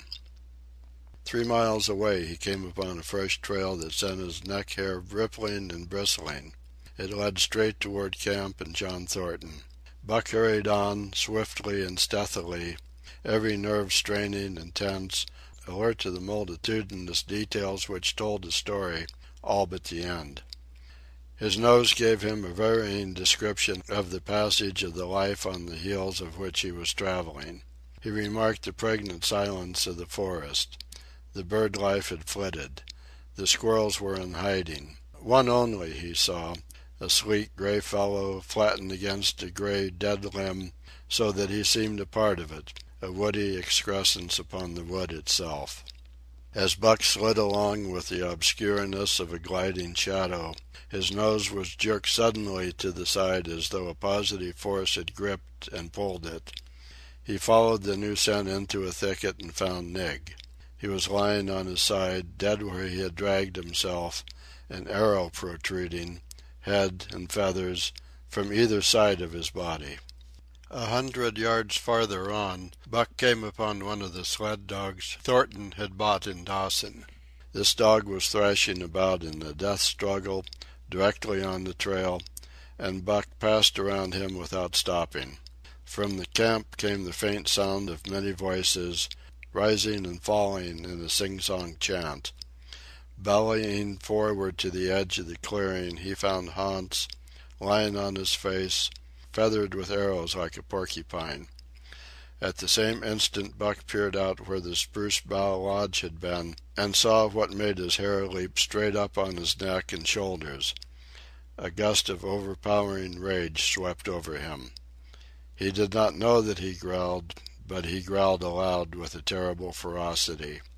For the last time in his life he allowed passion to usurp cunning and reason, and it was because of his great love for John Thornton that he lost his head. The Yeehats were dancing about the wreckage of the Spruce Bough Lodge when they heard a fearful roaring, and saw rushing upon them an animal the like of which they had never seen before. It was Buck, a live hurricane of fury, hurling himself upon them in a frenzy to destroy. He sprang at the foremost man, it was the chief of the Yeehats, ripping the throat wide open till the rent jugular spouted a fountain of blood. He did not pause to worry the victim, but ripped in passing, with the next bound tearing wide the throat of a second man. There was no withstanding him. He plunged about in their very midst, tearing, rending, destroying, in constant and terrific motion which defied the arrows they discharged at him. In fact, so inconceivably rapid were his movements, and so closely were the Indians tangled together, that they shot one another with the arrows, and one young hunter, hurling a spear at Buck in mid-air, drove it through the chest of another hunter with such force that the point broke through the skin of the back and stood out beyond. Then a panic seized the Yeehats, and they fled in terror to the woods, proclaiming as they fled the advent of the evil spirit. And truly Buck was the fiend incarnate, raging at their heels and dragging them down like deer as they raced through the trees. It was a fateful day for the Yeehats. They scattered far and wide over the country, and it was not till a week later that the last of the survivors gathered together in a lower valley and counted their losses. As for Buck, wearying of the pursuit, he returned to the desolated camp.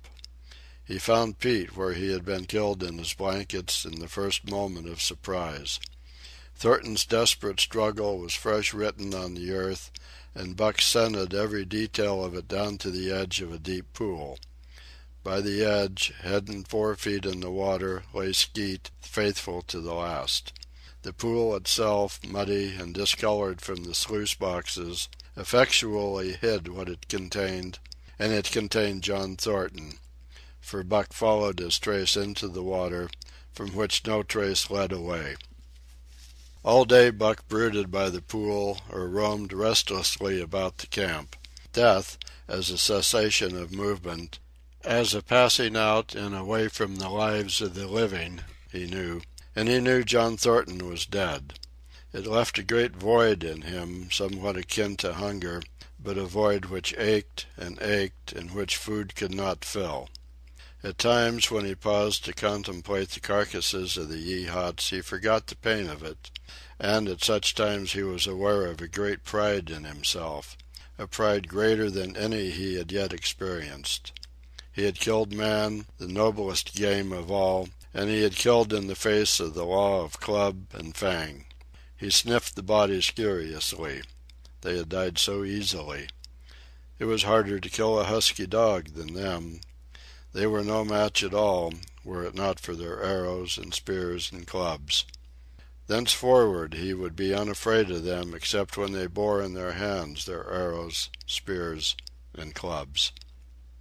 Night came on, and a full moon rose high over the trees into the sky, lighting the land till it lay bathed in ghostly day. And with the coming of the night, brooding and mourning by the pool, Buck became alive to a stirring of the new life in the forest other than that which the Yeehats had made.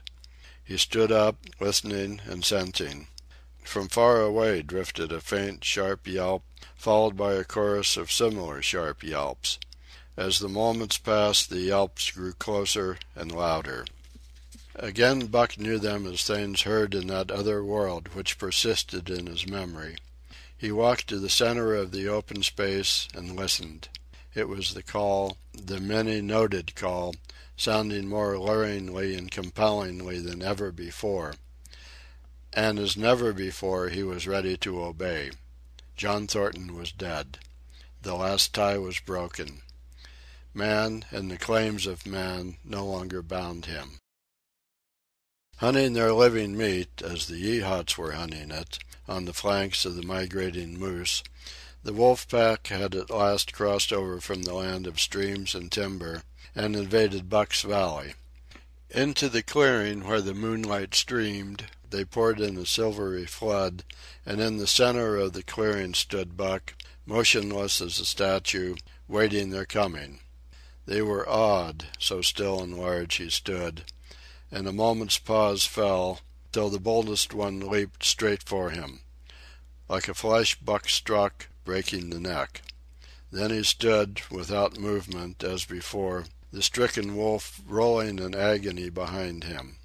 3 others tried it in sharp succession, and one after the other they drew back, streaming blood from slashed throats or shoulders.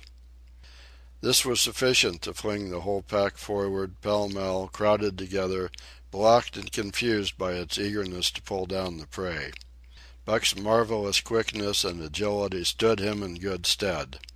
Pivoting on his hind legs and snapping and gnashing, he was everywhere at once, presenting a front which was apparently unbroken, so swiftly did he whirl and guard from side to side. But to prevent them from getting behind him, he was forced back, down past the pool and into the creek bed, till he brought up against a high gravel bank. He worked along to a right angle in the bank which the men had made in the course of mining, and in this angle he came to bay, protected on 3 sides and with nothing to do but face the front. And so well did he face it that at the end of half an hour the wolves drew back discomfited. The tongues of all were out and lolling, the white fangs showing cruelly white in the moonlight. Some were lying down with heads raised and ears pricked forward, others stood on their feet, watching him, and still others were lapping water from the pool. One wolf, long and lean and gray, advanced cautiously in a friendly manner, and Buck recognized the wild brother with whom he had run for a night and a day. He was whining softly, and, as Buck whined, they touched noses. Then an old wolf, gaunt and battle-scarred, came forward. Buck writhed his lips into the preliminary of a snarl, but sniffed noses with him, whereupon the old wolf sat down, pointed nose at the moon, and broke out the long wolf howl. The others sat down and howled. And now the call came to Buck in unmistakable accents. He, too, sat down and howled. This over, he came out of his angle, and the pack crowded around him, sniffing in half-friendly, half-savage manner. The leaders lifted the yelp of the pack and sprang away into the woods. The wolves swung in behind, yelping in chorus.